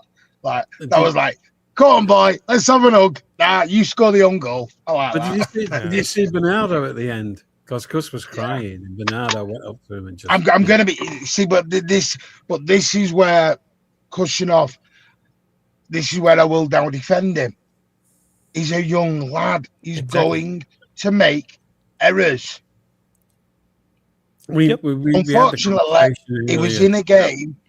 He was in a game where it was men versus boys from minute 1 to minute 95. It was they were completely outmatched. Boys. Yeah. And they're not a good side. Unfortunately, and by the way, they wasn't just the whole 11 was off. They were all. I mean, there was one stage I sat there going, "Why?" And this is, by the way, anyone who's listening, but this is not a dig. There was one part I'm like, in all fact, it's not a dig. I love the fact Uzbekistan are in the World Cup, but it's also showing that why they shouldn't be at the World Cup at the same time. So be there, not because I watched when the goalie kicked it straight into Ronaldo, and Ronaldo stood there for a minute, pissing around, passed it to that guy, and the goalie just went, "Sorry, you're in a World Cup, man. Stick your hand up in the air and say sorry." But was he the plumber? Because one of them's a plumber. Like, so it seems that the own goal was not credited. The own goal is not credited to Kuzanov. I thought it was. It actually went to a Nematov. So he doesn't get the stick of having a own goal against him. But I do want to ask the question, because in this World Cup, before the World Cup started, I think somebody asked the question on one of the streams. How many goals do you? Because I think I was asking people, who do you think will win the Golden Boot? And then someone asked the question, well, how many goals will win the Golden Boot? And typically that number is probably 7, 6, 7, 8, somewhere in there gets you a Golden Boot for the World Cup. We're seeing the stars in many cases are scoring at will. Now, do we think that is simply a case of the stars being stars? Or is it because we've expanded the World Cup, we've watered it down, so they're going to feast in these early matches against teams that maybe aren't as good, that, to your point, Martin, wouldn't have been there in the past. So you see Cristiano Ronaldo go get 2 goals today against a poor Uzbekistan team. You see Haaland get braces in both of his matches so far, but he hasn't played France yet. Right, in his group, the big team in his group.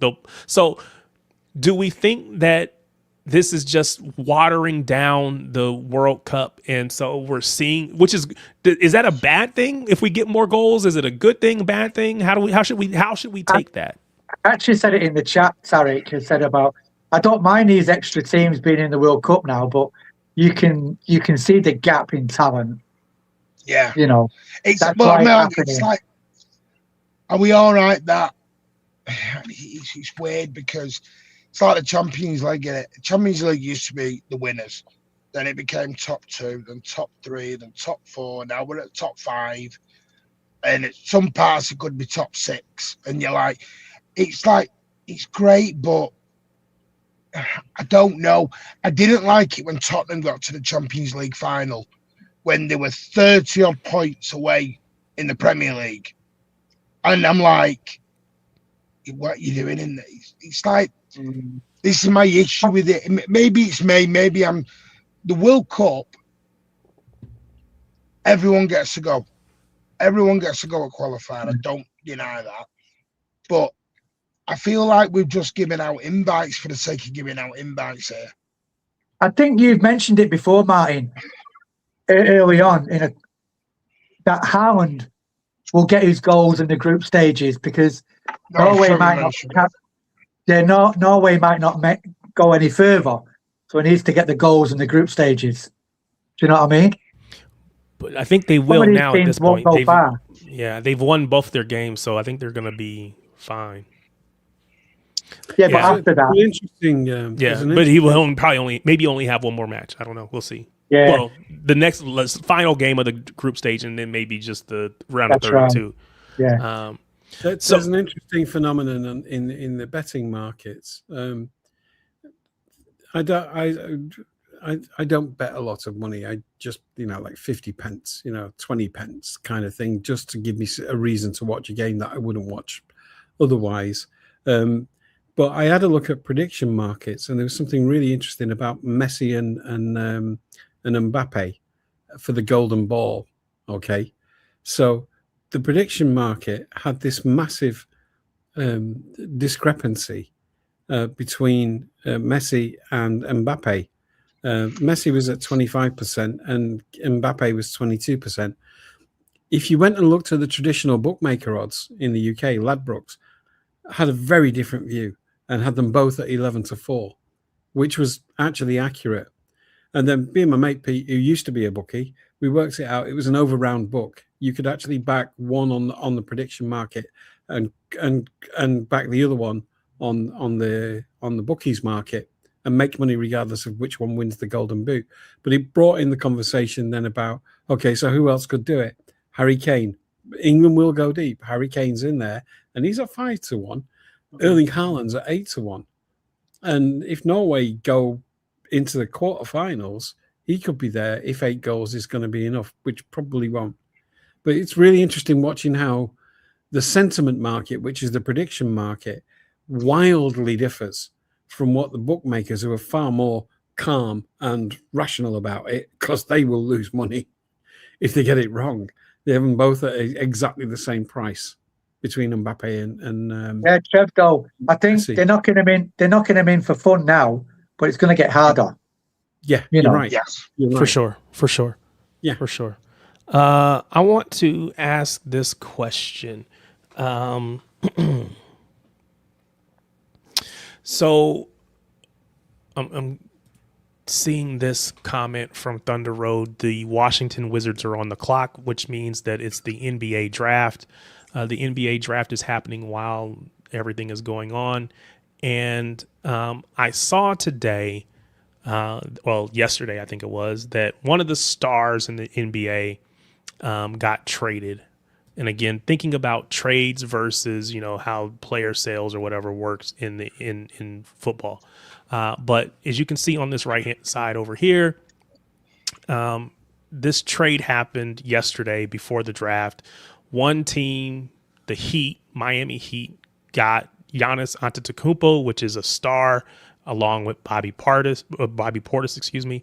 They got 2 players, and to get those 2 players, they gave up Tyler Hero, Kel'el Ware, Jaime Jaquez, this Yakunis, whatever. I don't know that dude. So 4 players plus 1, 2, 3, 4, 5 draft picks. So I give you 2 players, you give me 4 players plus 5 draft picks to make this thing work.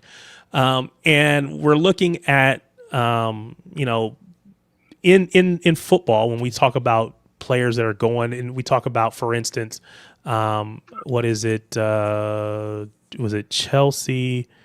No. For instance, if we could trade Savio to Tottenham, what kind of trade would need to happen to make that work? You know, again, we talk about player sales. You know, Arsenal. Hold on, before you respond. Hold on. Before you respond, Arsenal want Julian Alvarez, right? So in theory, the talk is, well, we'll give you give us Julian Alvarez, we'll give you Gyökeres plus 50 million, you know, those kinds of things. Now, again, I don't expect player trades to actually happen in football. Deals like that have happened in the past. Yeah. So swap deals don't work anymore. I was going to say, you know, where you kind of swap players like that. And I know contracts are different and all that kind of stuff, but like, is there a player that you would take from Tottenham to say, I will give you Savio if you give me this player? Swap deals don't work. We don't do it anymore, do they? Can't happen with the financial rules, Tariq. Yeah. Financial rules have stopped all that. Yeah. Because how do you work out what's fair trade value? And let me just put a point on the Alvarez to Arsenal thing. Arsenal fans are lying to each other. Their influencers are lying to them, saying that. Hold on, real quick. His name is Yaku Konis, and Snoopy would know. So thank you, appreciate it. Nice one, Snoopy. Help me out. Yeah, on the Alvarez to Arsenal thing, Arsenal fans are actually lying to each other, and their influencers and content creators are lying to them, saying that the reason Alvarez left was because of the weather. He didn't leave because of the weather. He left because his family didn't settle in England. His brothers had contracts with 2 minor league clubs that when they finished, the brothers couldn't get an extension to their visas. And the family weren't happy in England. And their dream was always to go to Madrid. His sisters had his career planned. So question. And his manager only has one other active football player in his roster. I saw you post that, yeah. Is worth $1 million.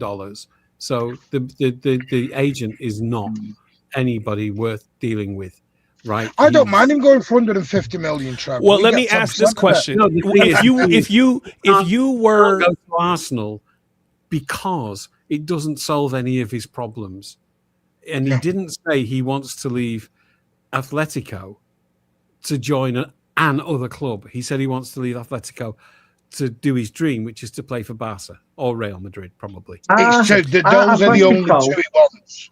But let's just say, for the sake of this, if he was willing to do it, is that a deal that would work in Arsenal's best interest, or would they be on the winning side of that argument or on the losing side? Because again, Gyökeres scored 20 plus goals for them this season. Gyökeres plus 50. Is that a deal? All right, I'm going to say it, Tariq. I'm going to say it. I don't care if I get murdered. Julian Alvarez is a very, very good footballer. People are mega overrating him right now. Yep. He is not one of the world's best players. But the way he's being talked about is batshit crazy. He scored 8 goals in La Liga for Atletico Madrid. Yeah. And we're talking 150 million. Yeah, because they backed him. They backed him. He's had a terrible season, and the Atletico fans have backed him over it, and that's why they're really angry. It's because we believed in you, even though you've been bad this season. We still believed in you, and you do this to us. He's poorly advised. City fans, Tariq, let's get it straight. City fans were not rating Alvarez at parts when he was here. Croatia scored, by the way. If we you're just if you're don't want to remember it because Yeah. it's nice to say, oh, bring him back.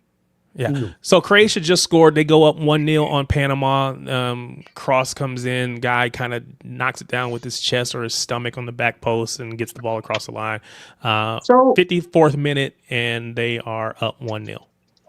So is the story that Atletico are blocking his move to Madrid or Barca?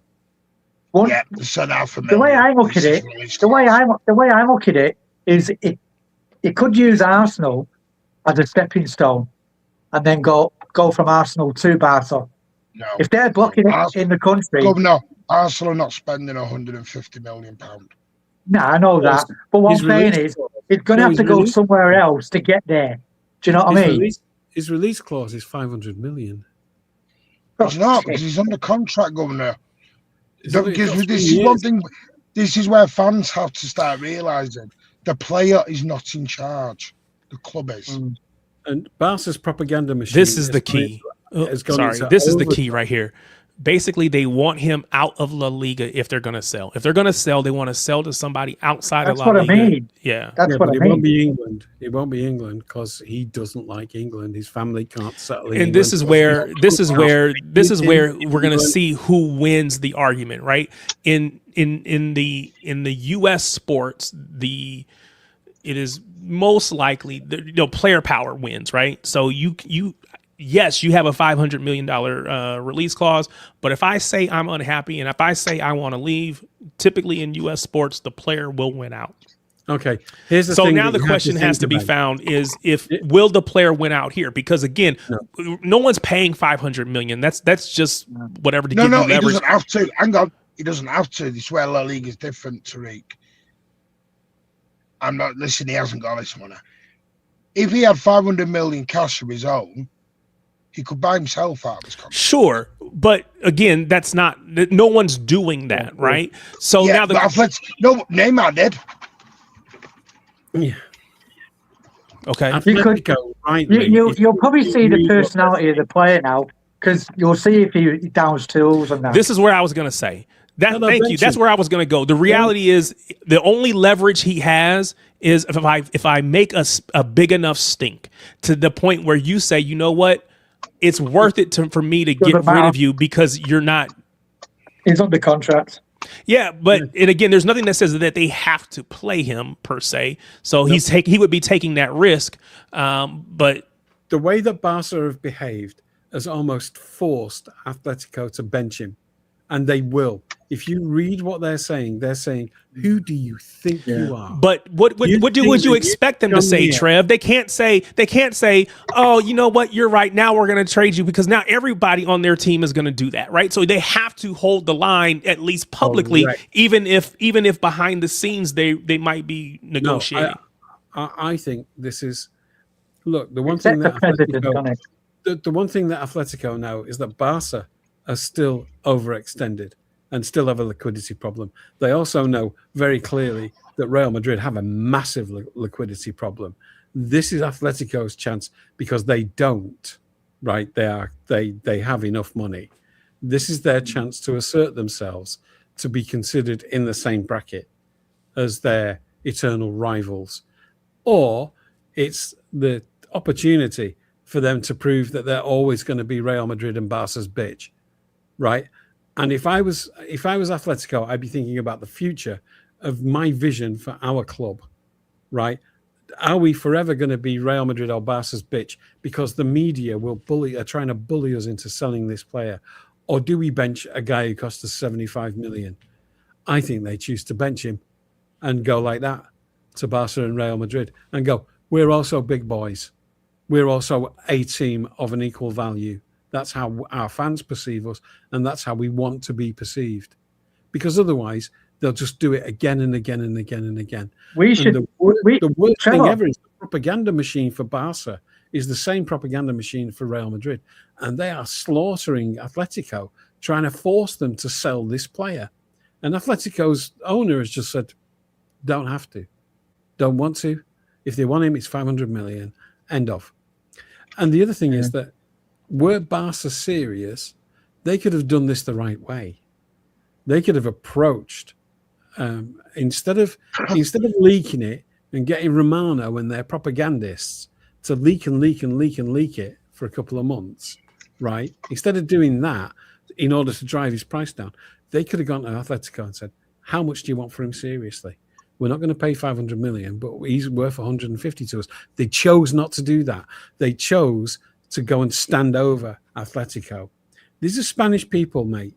They are proud people. You know, there is a machismo culture. Don't piss down my leg and tell me it's raining. We should do something similar, Trev. We should demand top dollar for our players going out as well. Yeah. You know what I mean? Because they're supposed to pulling our pants down, but that's the market.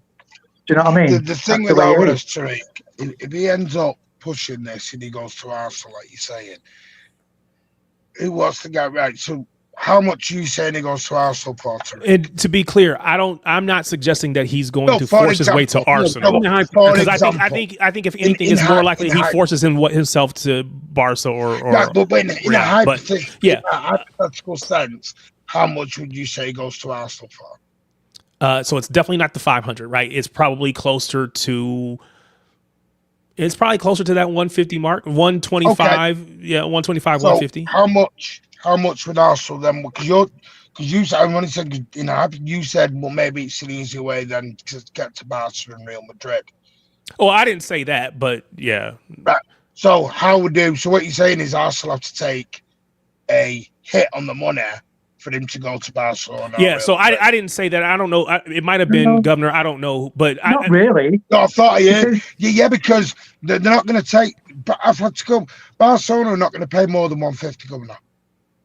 If Arsenal pay 150, they're not going to sell him for 150. Yeah, but what I'm saying is, if he goes to Arsenal have got outgoings, players like Jesus and that. Right. They're going to get money back, aren't they? So it's not a big hit. Do you know what I mean? It would be, because 150 million for Arsenal is a massive hit. They're not going to sell him for 100 million. Yeah. So but if ultimately, if players, to your point, if they sell him, that don't matter because then because they need to make the money to make 150. If Arsenal buy him, if Arsenal buy him for 150, regardless of where they can get the money from, if they pay 150 for him, they're not going to sell him for anything less than that 150, and probably they're going to want to profit on it. So they're going to want probably 175, and that's so he still doesn't get his the people who can pay 150, the clubs that can pay 150 are limited. The clubs who can pay 175, 200 are even more limited. It's not likely to happen at the numbers that we're talking about. Now, again, if he can go directly to Barca, if they can find a way to get the money, and they typically have, and I know their situation with Spain has changed. They're on a 1-to-1 and all that kind of stuff. There's a lot of stuff that goes into that. But I was saying if he's trying to force his way to Barca, he could go and just act up. But you can't force them to sell you. You just have to make it to a point where they just want to get rid of you. Because we got 90 million 3 years ago. Let's be real. Well, and that's another reason. That's another reason why the number has to be high. They paid enough for us that the number has to be high. It has to be 100+ million. There can't be anything less than that. Let's be real. If Haaland runs his contracts out, we're not going to get the money for him at the end. Yeah, if he runs his contract out, you know what I mean? But if he runs his contract, but Governor, if he runs, because that's different. You've already basically paid the money. I don't mean run it out. I mean, he's not going to. I don't think he'll last 10 years at City anyway. But in that time, you're not going to get the same money. No, but so what I would say is this: if somebody comes in for Haaland right now, right, that number starts with a 2. It doesn't start with a 1. It starts with a 2. It's 200 plus. It's 200 plus. So don't come talking. But now again, if still got 8.5 years going, don't forget. Yeah. I know. Yeah. So but you got to sell players in the prime to get that kind of money. Right. Agreed. If we wait till he's in year 9 of 10, we won't get the full 250. Yeah, we won't get the full. His career's over then anyway. Exactly. His career's basically finished. A prime example is Rodri. We're not getting the money for a Ballon d'Or player anymore. No, we're not getting any money. You can't see injuries and all that. To be fair, we're not getting the Ballon d'Or player we had 3 years ago either. Thank you, because you don't know what's going to happen in the future with injuries. No, that I agree with. No, that yeah, but Rodri's still at the age and the level of performance, still one of the best in the world, where he can get a good amount of money. The reason his money's low is because he's running his contract. There's a massive difference. If Alvarez runs his contract, then there's nothing Atletico can do. I agree with that, but he's got to run his contract.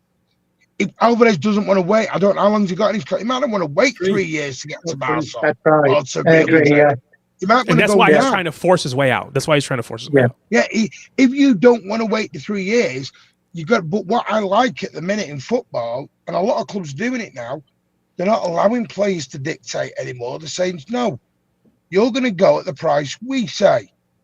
Yeah. So Tiddy said the kidder. So these contracts are not worth the paper they're written on sometimes, are they? But they've got to be, because this is a European law contract is very different to contracts in other parts of the world. Just in different ways and everything else.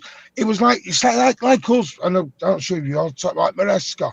The reason we've had to pay just 17 million quid, because we've had to pay up his 3.5 year contract.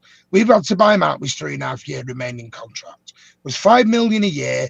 He had 3.5 years left. Work it out, you're at 17 million. So we're having to buy it out because there was a clause in his contract that basically we've had to do it because he hasn't actually been. So when he sacked. Okay, that's what I was going to ask. When he got let go from Chelsea, but you're saying he never really was officially let go. They never officially fired him. It was not really officially, no. Yeah, it looks a bit of a fuck up. It looks a bit like he was less than honest. They basically put him on gardening leave and not told anyone he's gone to gardening leave. Because they're still paying him his contract. They're still paying him his contract. While he's sat at home doing. Well, that's what I was going to say. That's what I was going to say. If we have to if we have to pay, then they should still be. If he doesn't have any tie to them, then there's no reason we should have to pay them. But you're right. If they're still paying his contract, then we would have to pay it up, and that makes sense. And I'm glad that you explained that, because 17.5 million sounds really high when you think about. We just giving away money. 5 million a year. But if you understand why, and this is the obligation, then there's no need to argue about it. Just pay the money and move on. If you like, 5 million a year, bring him in. Yeah, 3 years is 15. Yeah, split. You're paying up his contract. You're at 17. Yeah, you're paying up his contract. You're paying up his contract. That is what it is. I get it. It's higher than Citywide. Legally speaking, he wasn't terminated. He walked away. But see, to me, if he walks away, then that would alleviate Chelsea from having to pay him. No, he walked away, and he's basically been put on gardening leave. Yeah. But we're paying him 17. We're paying 17 million, and what are we going to pay him when he's in the club? More than 5 million. Yeah, 17 is just for the ability to bring him in. What he gets paid, what he gets paid per year but it won't be what Pep got paid. It'll probably be in that. No, it's not 20 million a year. Yeah, I'll say it'll probably be 10. It'll probably be 10. I'll tell you this. Listen, this is showing everyone that he is no stopgap. He is no holding pattern until someone else becomes available. They are not doing this and putting the money in because he's not the guy. This is the guy. Learn to live with it. This is who they wanted. They wouldn't do it otherwise. Yeah, there is no holding pattern. This is not Pellegrini Mark II, as everyone is calling it. The first decent trophy he wins for us, no one will talk about the 17 million ever again. That's right. Yes, they will, because there's enough City haters that will find a reason. Oh no, they will make up shit anyway. But you talking about us? No, we won't care. They're always there. I don't care now. I don't care. At this point, I just want it to be done. I want them to pay the money and get it over with. I don't know if you noticed this, and Governor and Trevor, you might be saying, this is the first season in ages, and Kyle's in the chat, and he mentioned a point last week about this on one of the shows. Why are fans so uppity about money at the minute? Because it's banter material. Exactly. Because each club's fans You wanna banter see the Chelsea- others about how much money they spent and all that kind of Chelsea stuff. fans giving it the big No, one no, about because how last summer- they've been forced to pay them because Yeah. they're a bigger club. Fuck off. Well, some of our fans last season were cheaping out. Why aren't we spending the money? We're now spending the money. Well, we're spending everywhere now. We're I'm buying like, the hang on, league. we can't win here. No, you can't. Which way do So- you want us? Are we cheaping out? Are we buying? What are we doing? So Martin, it is a match break. It doesn't even say a hydration break. It just says match break. The change. I have a During the ad. third quarter. I have an ad on the right. I have the game slightly smaller on the left. So the ad is probably 60% of my screen. The game or the replays and stuff is probably 40% of my screen. So it is a split screen, but it is it's Where are they yeah. playing, So Tarek? going to the four. Yes, we got to put your fours up. Yep. Go ahead. Sorry. What's the Where are question? they playing, Tarek? Is it hot climate where they playing? It doesn't matter. It doesn't matter. It's probably not. I don't even know where Group L is playing right now. They're going to do a break anyway. No, because the England game, they all Maybe, freezing, didn't they? They didn't need it. Yeah, They did that. Portugal and Uzbekistan. They had the roof closed. The aircon was on. Let's stop for the hydration break. Piss off. Yeah, You no, know, I don't know where this is. It could be. Is it? Toronto. Yep, Toronto Stadium in Canada. Okay. So I don't know what the weather is up there, but Can I just say the one thing about the World Cup? I'm enjoying the referees letting the play go. Yeah. You see a couple of players going down on the pitch and they're carrying on. They're not stopping for him. And that's what I like about it. They're letting the play go on. That's one good thing. Oh, I like the just one referees in the last- friendlies. They had lady referees, and one of them, she looked like a New York cop. She looked like she was going to shoot or arrest someone. The reason I know, by the way, the hydration thing, Tariq's done it quick, is all the ad thing is. Because when I went to America and I watched City 2 years ago, there was no hydration break. of course not. And that was in the summer. Yeah, yeah. So don't give me the player welfare stuff. It ain't nothing to do with player. Well, not you, but nothing to do with player welfare. So They did it Thunder in the Club Road, World Cup, though, didn't fourth they? quarter would be we put the fours up. Again, that was Snoopy- because of sponsorship, government. Snoopy, I was explaining to everybody that we at the U we started putting the fours up in the fourth quarter, and now everybody does it. But so now that we have 4 quarters in football, we can just put the fours up for this match too. But yes, for England, we do it like this. maybe. But to his question about putting the U up, so we're gonna teach everybody this. You just put your hands together. Like this is for the University of Miami. Am I in a gang now? No, Let but me you come put up this with in. our You are a Do you know fan what? of the best Do you know what, Tariq? American Screw it. college football team in the No, world. I'm not doing this because some of your American friends are being dicks with England at the minute. Such a dicks. So So don't give me I all don't this know crap. about my You want friends. to support my our friends? clubs in England. Piss off then and go support your other clubs you got. Who is my bastards. friends? Who are my friends that are doing whatever you're saying about England? Your I came American in- friends. So let me Some of say your this. American So hold on. friends. Listen to this though. I came in from work, right? In the oh, hold on. Spartacus, big up, man. Appreciate you. So I came in, I got done with work, drove home. I'm coming in the door. The England match is almost done. It's last few minutes, whatever. And my wife is rooting for Ghana. And I'm like, why are you rooting for Ghana? She's like, well, why would I root for England? They're, whatever. I was like, well, because I got City players on that team. That's why we're rooting for them. You know what? I was talking to someone, I won't mention him, but You got big City Semenyo fan. as well. And he's come over. My wife, Oh, sorry. my wife roots for underdogs consistently. Yeah, but Tariq, this is what gets me a little bit. Friend of mine, American City fan, come over 1 or 2 times, and he's like, "Come on, I hate England. Wait to get stuff." Oh, I'm echoing. There's I don't know whose that is. Go ahead. Me, sorry, go on. Just had a call. So, and then, but they're coming over to watch England, City in England. I said, "So you're not coming over to England anymore to watch City?" They went, "Yeah, why wouldn't I?" I said, "Well, you hate England." Martin, just to So make it sure, are works we both talking ways, about? sunshine. Snoopy, yeah, you again rooting for Norway against, yeah. So, but Norway's a small, so my wife didn't care about that. No, but, sorry. Don't be slagging my country we- off and then think you can waltz into my So country nobody to is watch the football team. slagging. So Get again, I don't know Are we what. saying? Are we saying that England is shit? Is this what I'm hearing? Is this it? No, you I won't said go that's that Spartacus, far, not but they didn't win today, and that's disappointing. They should have won. I do think they should have won. No. Like there's people in the Martin, chat. you did the big up Hang on, against Brazil when we drawed. Hang on. You're gonna take it. I can't Hang see on a the minute. chat. But hang on a minute. Massive difference, Spartacus, that you're not listening to. Right? I got told England players are overrated and you all think you're the best, you lot. By who? It was in the chat earlier. Go back and read your comments. Nah, that's too many comments to try to go back and find that. There you go. So I'm not calling. What I'm trying to say no, is, this we didn't let me finish. This was a shameless plug for people to go ahead and use that super chat function, and then it'll just pop up, and I can absolutely find it. Super chatting. See, this is we got ads. We got ads in the World Cup. We got super chats on Talkback Tuesday. Everybody's all about money, man. Come on, what are we talking about? Well, what I'm seeing is a lot of allegiances, but then these people will fly over to England to watch City.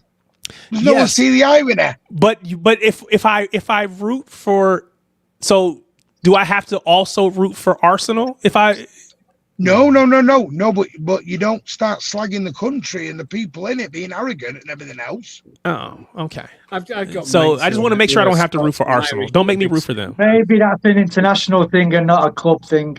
It's got to be rivalry. It's got to be rivalry. I don't get it. I don't. Me and Martin is all for the banter, by the way. Win anything. I heard the word colonizers. Someone sent me a clip with the word colonizers being chucked around. That's funny. That's funny. So I mean, let's be honest. Let's. You all were colonizers. However, that was a long time ago. It doesn't matter. Those days are over with. We're talking football now. It doesn't matter. But I mean, it is a true statement. But I wouldn't use it. I wouldn't say it. But so again, let me say this. I have been historically not the biggest fan of the U.S. National team, the men's national team. I've not been the biggest fan, if I'm going to be honest. And I think there's a lot of reasons for that. The political climate in my country does not help, but I don't want to focus on that. And what I've come to the conclusion is that I will still root for the U.S. Now, this took me a minute to get to this point. I'm still going to root for the U.S. Now, do I think that they will win it? No. And I want to show you the pathway in a minute. But I am at a place where I am okay with rooting for my country. So if it was us versus you, I'm going to root for us. I have to. Yeah, that's fine. That's good. You don't. Yeah, that's normal. You don't need to root. You don't need to root against England. They'll make themselves go down. Don't worry about that one. They go support fucking team in Brazil then. Go support team in fucking Brazil, you. And that's what you call banter. Yeah. Go support fucking some shite team in Brazil, sunshine off your pop.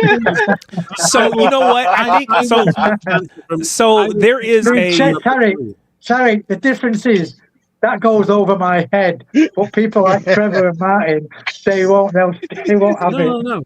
No. I'll have it. I'll take banter from a Brazilian because that's like being bantered by Liverpool and Arsenal. With the kind of on the similar level. You just don't want to get it from somebody that's not on your level. I won't be bantered by America. That's like being bantered by, I don't know, Chesterfield. Trev, not to little bro you guys, but you got to win a lot more to get to our level, mate.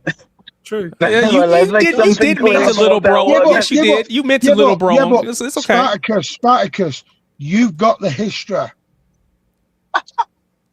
America got the history of bloody. In football or soccer, America got the history of bloody.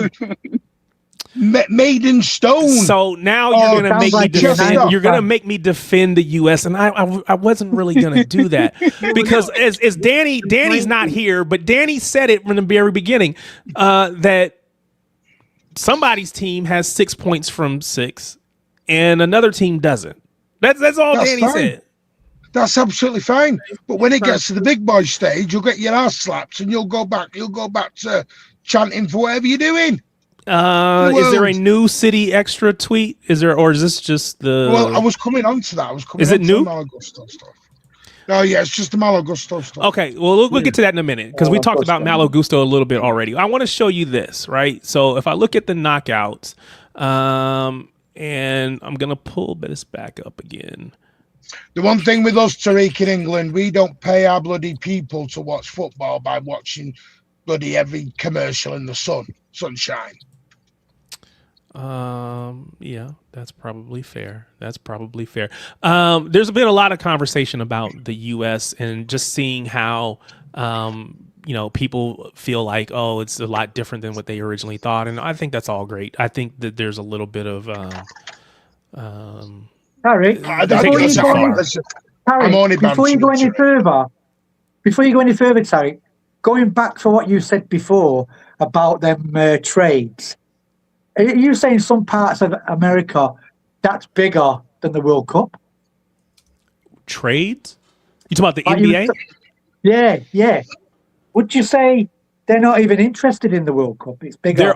There are people who are not going to be interested, but I think so. That's not. I don't think that's completely true. No, I think there are people who don't care, but I think in the U.S. we are big on events, right? So the World Cup is an event.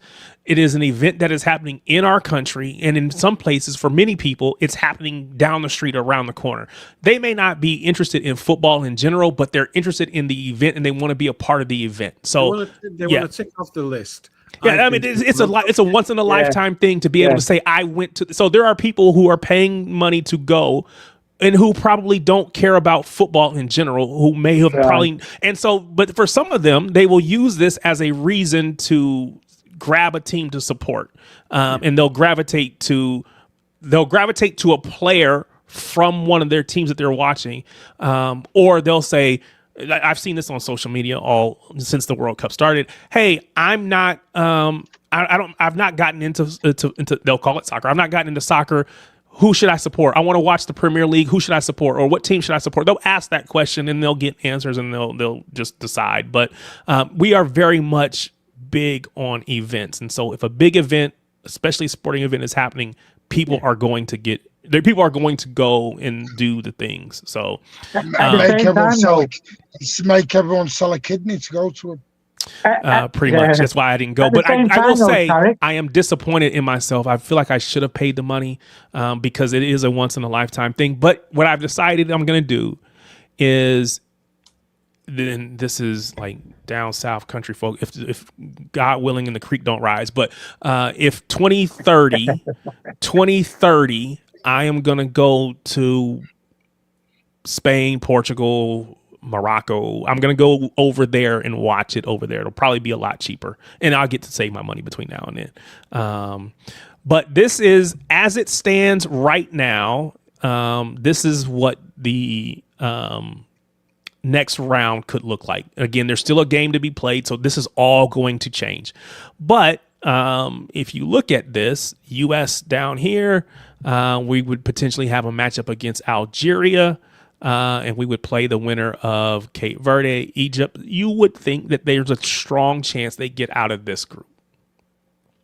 And then they would end up against someone between Spain, Austria, Colombia, or Ghana. They're not beating Spain. I think it's good if the host nations stay in it into the group stages, because which they already done, right? Because again, they've watered it down. They're already in because we got those 6 points. Something definitely goes out of the tournament when the home nation goes out of it. Yeah. We've seen it in every World Cup. If the host nation goes out early, some energy disappears from the event. But when you look at our path, and then let's go find England. England is over here. So they would be matched up against DR Congo, I think that is, maybe. I don't know. And then they would play Mexico. So Mexico as a host nation would potentially have England. That's going to be tough for them. But then England would have, wrong way, Brazil, Japan, Cote d'Ivoire, and Norway. So England, just to get to easy game. Yeah, to get to July 11th, this round, they're going to have a difficult matchup. Actually, it'll probably be harder, at least as it sits today, than the U.S. would. Because, again, Spain would be the hardest, but there's only one Spain over here in this group versus England with Brazil is probably the hardest. Norway, just because somebody's got to defend against Holland, but nah, they should beat everybody, but maybe Brazil over there. Don't write off the Japanese. Yeah, no, they've been really good. They've been really good. But then again, this is changing constantly. So up at the top here, Germany versus France, France potential matchup. Yeah, Canada potentially with Belgium, Portugal, Croatia. So again, this will still change because we're only halfway through the second game week, second match week. So there's still a lot to see. But I would not be surprised if we're definitely into the next round. It would not surprise me if the U.S. wins their next match. They could even win the next two matches, potentially. But there is no way that the U.S. is winning this World Cup. And the issue is, if you watch sports here, people want to believe that we could win the thing. And that, I think, is misplaced. Tarek, I can't see your graph really on my screen, but are we, there's no easy games, by the way, but are we saying when you top a group, do you go into an easier game than the second place team? In theory, yes. Yes. Do you know what I mean? Even though it's not easy games, really. Yeah. You know what I mean? For a lot of the first place teams, you're going to have a third place team that you're going to have to play against. So a first team, but not all of them. So there will be some first place teams who will have to play a second place team. Gotcha. So that's going to automatically be harder. And it just depends upon the group. I think that it was set up for the U.S. to play that third place team so that we can, try to keep the host nations in it. Yeah. Because I don't want to overlook Canada and Mexico. But yeah, I don't think it'll be easy for us, but I think that there is, I think there's a strong possibility we could get this is a round of 32, then the round of 32, 16. We could get to the round of, what is this, the Elite Eight? That's what we call it in NBA, or excuse me, in college basketball. Was that the semifinals? So this is the semifinals, quarterfinals. Yeah. So that's. I mean, so even there's eight teams that go through third place, and some of them teams will be decent as well. They're not all pushovers. Yeah, and again, there's no guarantee that could Algeria beat us? Sure. Could Egypt or Cape Verde? Cape Verde's been very good. They've hit people on the counter. It's been strong defensively. And they've been good. And actually, even I say hit them on the counter, but they've been willing to go toe to toe with people. So, I just see Thunder Road posting that Didier Deschamps has lost his mother and will go back to France for her funeral. That's unfortunate. Sorry to hear that. Yeah, sorry to hear that. Speaking of leaving the World Cup, there's been a lot of discussion about Doku. His wife had a baby, their first, and he was prepared to go back. Even if that meant he had to miss a game, he was prepared to go back to England to be with his wife when she had the baby. Yeah. Now, it was Father's Day weekend this past weekend here in the U.S. So as a dad... It was in England as well. Was it? I just wasn't sure if you guys have those dates on the same day or not. It was in England, yeah. Yeah, okay. So Father's Day weekend, it's like his first time having his first child. There's no way I can criticize that man for wanting to be involved in that. And I know there are people who have and who will, but for me, this is a once in a lifetime thing. You never know what's going to happen. And I get it. It's the World Cup. And for a lot of people, it's all about the football or all about the sport. But to me, there's bigger things. And I'm always going to err on the side of be with your family. Be with your family. Yeah. I agree. Can U.S. meet Iran as a third place team? I don't know, but I kind of hope there is so. a way. There wish is a it. way that they can meet Iran. Right now, according to this, as it stands today, Iran is over here against Australia on the far right. They would be playing on July 3rd, potentially. So, yeah, I don't know. The Australia that would be drama for sure. They will be a third place team, I think. Australia, yeah, because in our group, it's the U.S., Australia, and I Turkey. reckon they'll be third. Yeah. U.S., Australia, Turkey, and who's the fourth in our group? Paraguay. Oh, actually, Australia. You never know, do you? They could be second. They could be second because Paraguay's not that good. They haven't been good this World Cup. So, anyway. Martin, do you have any more discussion for us about this is your ITK segment. So I know you've had other things on your mind, but for the purposes of the show, we need you to come through with some ITK discussion. So what you got for us? Where did you get with the Malo Gusto stuff?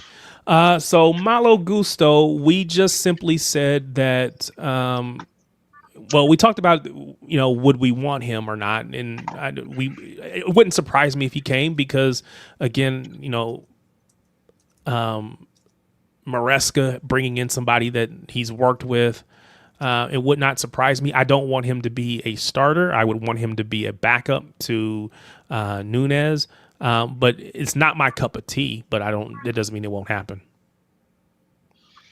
Is that a phrase you guys have? My cup of tea? Is that a phrase that you guys? Oh, okay. Yeah. It's very rarely used. It's only used with wankers like Governor. I mean, you guys drink tea, so, whatever, but. There is an interesting Gusto. Gusto wants to come to Setter. I know according to Cade, he's put in the chat about Livramento. Livramento's off the list now. They don't want someone with one leg. They're not going to do that. They're not going to play that game. I mean, to be fair, we did employ John Stones for a very long time, so.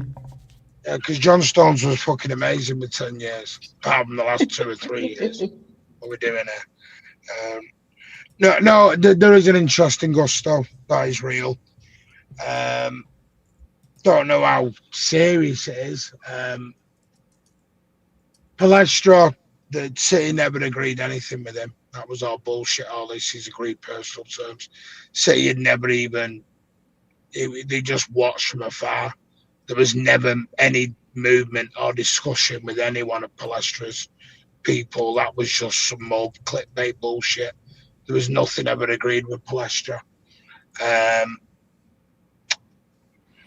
The Gusto one I keep an eye on. Anderson done. The Tonali one is really 45 million. What I'm seeing, Ben Jacobs, according to City Extra, Chelsea value Malo Gusto at more than 45 million pounds. Yeah, that feels like a lot. Ooh, that is a lot. In the market today, does it really? No. What when you paid 37 for Ain't Nora a year ago? And the market, but I don't think that Malo Gusto is necessarily a step up on. Well, to be fair, he kept Doku quiet at Stamford Bridge and then the goal. And that wasn't even on Gusto's side. That was because of Caicedo. Let's be honest, because we all said Gusto had done really well against Doku at Stamford Bridge. He couldn't really defend against Savio, though, could he?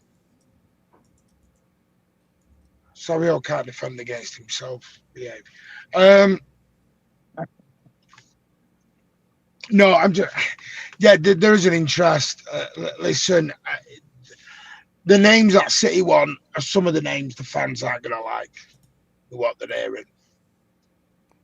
He says that that's less than what Spurs are asking for Pedro Porro, so that's fair. Yeah, it's not Yeah. in today's market. It's not an astronomical amount of money. It really isn't. It's quite reasonable. We're looking at him as a backup player. He's a backup at Chelsea. He's going to be a backup at City. Good.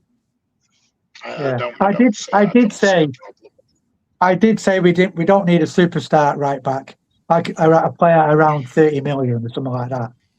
So it's about that. It's about around there. And so, 23 years old, he's not a project. He's not a kid. Yeah, I was gonna say he's older than like the Javaro Reeds of the world. Yeah. I'm feeling more comfortable. But I don't know if his ceiling is as high. I don't know. I'll put it this way: you get Javaro Reed for a similar amount of fee. Yeah. But Javaro Reed won't have the experience of a Malo Gusto because he hasn't been playing. Yeah, it's going to be about the same thing. But does he have a higher ceiling? I don't know. The trouble is, Tarek, the trouble is with these players that come in, at least Gusto's prem proven. Like you get these players that come in, it could take them 12 months. You know what I mean? So when you do get players that play in the Premier League, they're ready to go. But we got to remember, we're not building an 11. We're building a squad. Yeah, I think for a backup, I don't think that the prem proven thing is as important, really. Because at the end of the day, he's not gonna be the main player. He's gonna come in every now and again, so that Nunes can rest if Nunes gets an injury. So he will have the time to just get used to the physicality and the pace. I'm going to be very cruel here, but you know, Malo Gusto or Rico Lewis. I would rather have Malo Gusto than Rico Lewis, in my opinion. Yeah, Gusto. Yeah. The trouble is, because the fan base are not patient, are they? So. But Sparkus, you also have to account for the most common thing when you ask any players who come into the Premier League what the difference was. They'll tell you it's the speed and the aggression, and that takes some adapting to. Malo Gusto is ahead by 2 years on the speed and the aggression scale, whereas Reed will be coming into it cold. I like Reed a lot. Either way, I like him a lot, a real lot. But until Gusto came on the radar, and I am reluctant to sign too many Chelsea players for reasons I explained earlier in the chat, I think it can cause a tension in the dressing room that isn't there right now. So, they might be seen as Maresca's favourites or something like that. I think it's a risk. But the 2 years that he's had 2 years in the Prem, means he knows what to expect, and he's already proven that he can compete at that level. Reed is a much bigger risk for the same money. Both. Trevor, you have got the option, though. You've got to remember, you've got the option of Cousinov to go there as well. I don't want to pigeonhole. I don't think that's an option at all. I do. I don't want to pigeonhole. I don't want to pigeonhole him as a centre back. He's got the option to go there. Depends on the system we play.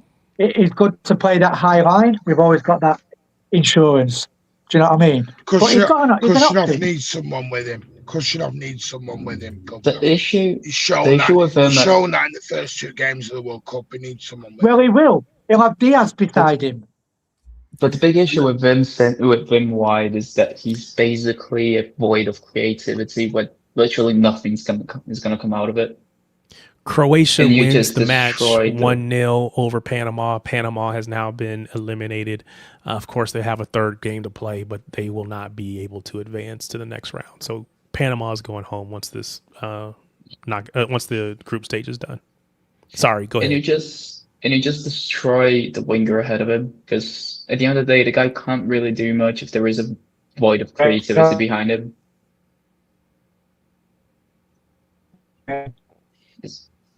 Is it me?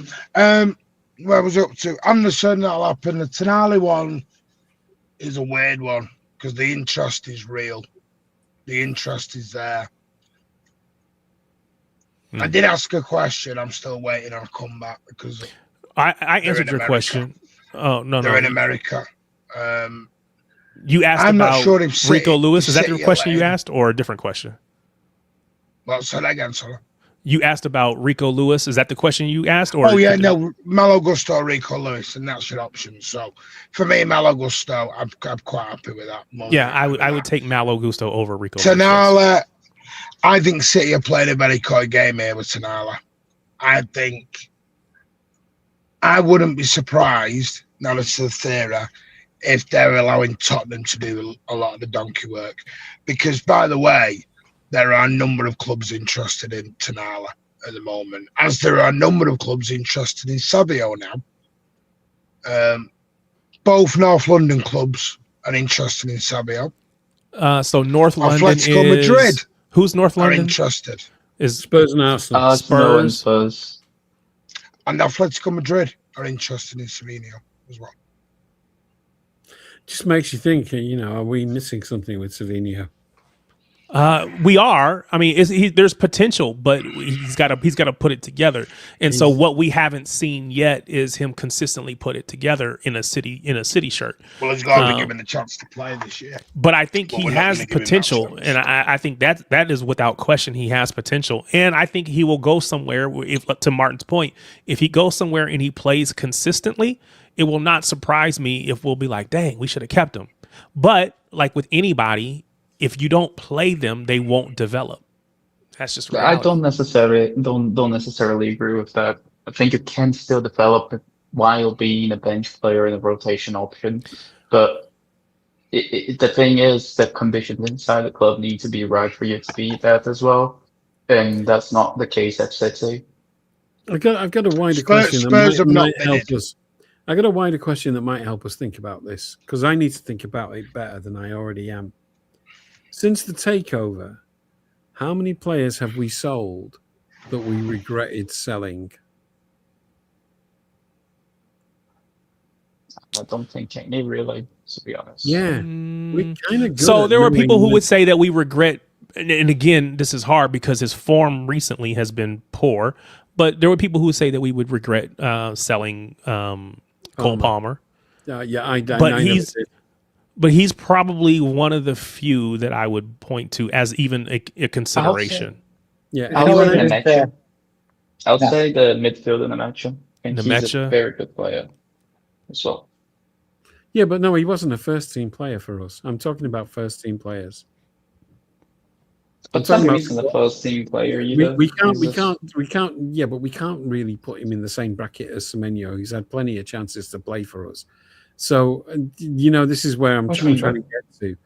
I think, Trevor, academy players that we let go, that's a whole other thing, because the academy's a business as well. But out of players that have been in the first team squad regularly and on the bench when they're not playing, who have we sold that we regretted selling? I think, Trevor, what we do, I think we get the best out of players, then we get rid. We don't seem to sell players in the prime. Or, do you know what I mean? Yeah. We seem to get the best out of players, and then we get rid. Do we regret, or would you consider Julian Alvarez as one of those? Again, maybe he's overrated. Maybe he's not as good as some people rate him. But no, I didn't want him to leave. I wanted him to learn a different role. So I was sad that he left, but I don't regret selling him because the guy wasn't happy. I don't regret it because we got 80 million or 90 million for him. So it is what it is. Somebody said Mahrez wanted to go, but we would have liked to keep him, I think. I think that's more also because we tend to get the players that are know their age. It's very rare for us to get a player like Xavier Doku, who were 8, 19 and 20 when we bought them. So we tend to get the players when they are like 26, 27, 28. We use them for the 27 to 31, 32, which is where the player starts to fall off. So now we're starting to move a little bit younger now, instead of going a little bit older or keeping in the same range. That's my issue, Spartacus. Because if you're going to go younger, that's fine. But then if you're going to do the project on the young, you've got to give them the time. And fans aren't prepared, and the club even at the minute are not prepared to give these players the time to bed in. You can't buy an 18-year-old and expect him to pop in year 1 or year 2. It can take time. And because you pop somewhere else, it doesn't mean you're going to pop at Manchester City. Just because you pop, it's going to sound really disrespectful, this. Because you pop in another team with less expectations and less pressure, and less better players around you does not mean you are going to come straight into Manchester City and be a superstar because you were very good in the middle of the road team. I think you can say, you can also say other teams say the same questions about other teams letting players go. The prime example I can only think of is Chelsea getting rid of De Bruyne. Yeah. They got rid of Salah too. as well. De Bruyne and Salah. They were just horrible. Yeah, that's the only example I can think of. You mean that's the only example you could think of, like historically, or just? Has anyone? The case I'm trying to make is that we are. Has anyone left City and become better than what they were at City? No, usually if you leave City, you're not as good wherever you go. That's what I was saying before. Well, and I think Sane. Somebody mentioned Sane. Sane would have been a perfect example, but he got hurt, and so he's never been the same since then. I don't think we ever saw the heights of Sane at Bayern Munich than what you got the height of Sane at City. You never got that. Right, because I think he got that injury right before he left. Yeah. He got that injury. If he wouldn't have got injured, I think maybe. Yeah. And the thing is, again, Sane wanted to leave. Because his mum wanted him to leave. She was in City, again, made him a contract offer and he told us to fuck off. So fuck off. Bye-bye. See ya. That's on the player, isn't it? Same as Albert. Same as on the player. I also think that we don't tend to regret selling players because we tend to buy them at an older age. If we buy them younger, we're going to regret more often than not. So then what you're saying, then you think we might have more situations now because we've been buying young, and young meaning early 20s. So the Savinho is like what, 23? 21, right? So the Dokus of the world, those guys are really young. And especially we know we've been buying a lot of really what I would say projects, the Nipans and the people like that of the world. Those are projects intended, in some cases intended to be sold again or whatever. But Trevor, like Tarek was saying, Trevor, to your answer, we've never had a player where you can go, wow, we should have kept him. Yeah. You know what I mean? Not one that we put on the transfer list. Players who request to go for their own reasons. Yeah. I wouldn't include those in this calculation. The point I'm trying to make is we're pretty good at knowing when we need to sell a player. Yeah. To get the most money that we can. People say, Morgan Rogers. Well, how do I know Morgan Rogers is going to do what he's doing for Villa at City and better?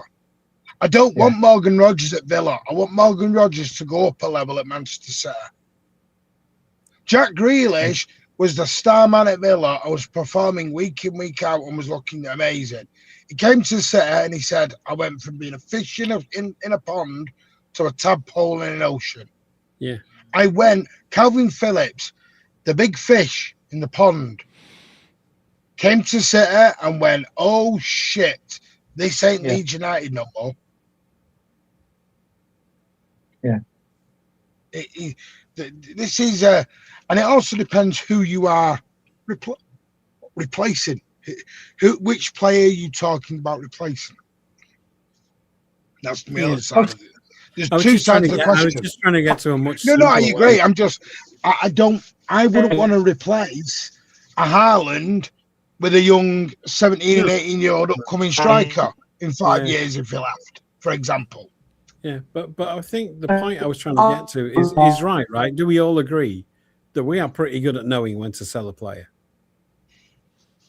Yes, I think there's. Anyone that we transfer listed and sold on, and and I'm not talking about the academy. There's a couple in the academy that we clearly should have kept, and we didn't. But perhaps they weren't worth keeping at that time, and they were late bloomers. And didn't really kick in for them. So I can think of a couple of academy ones.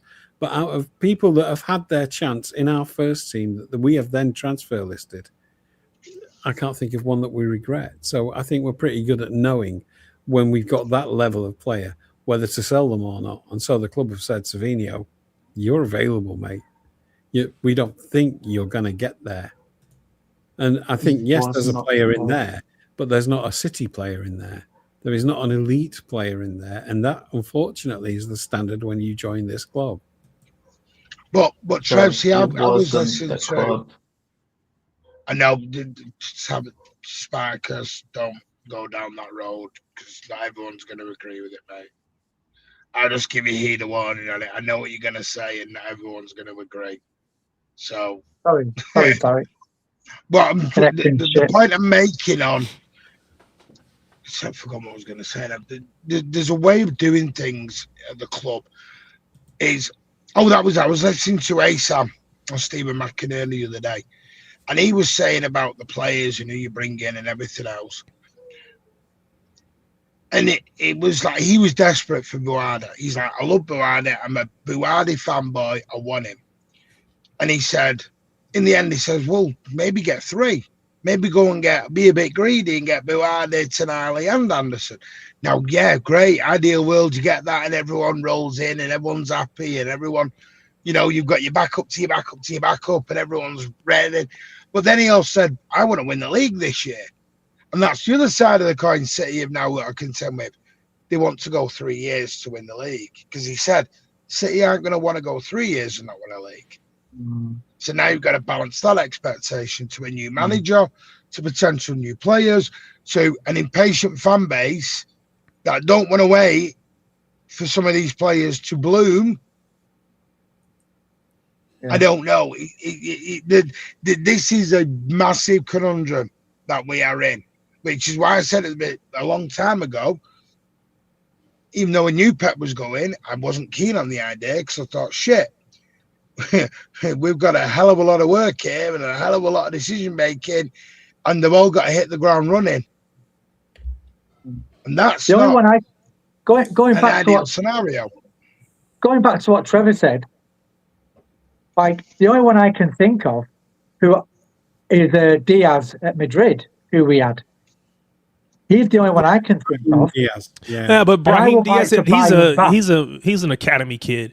And if you're going to include him, I'll say he was a late bloomer, though. I'd say he's in the late bloomer category. Yeah.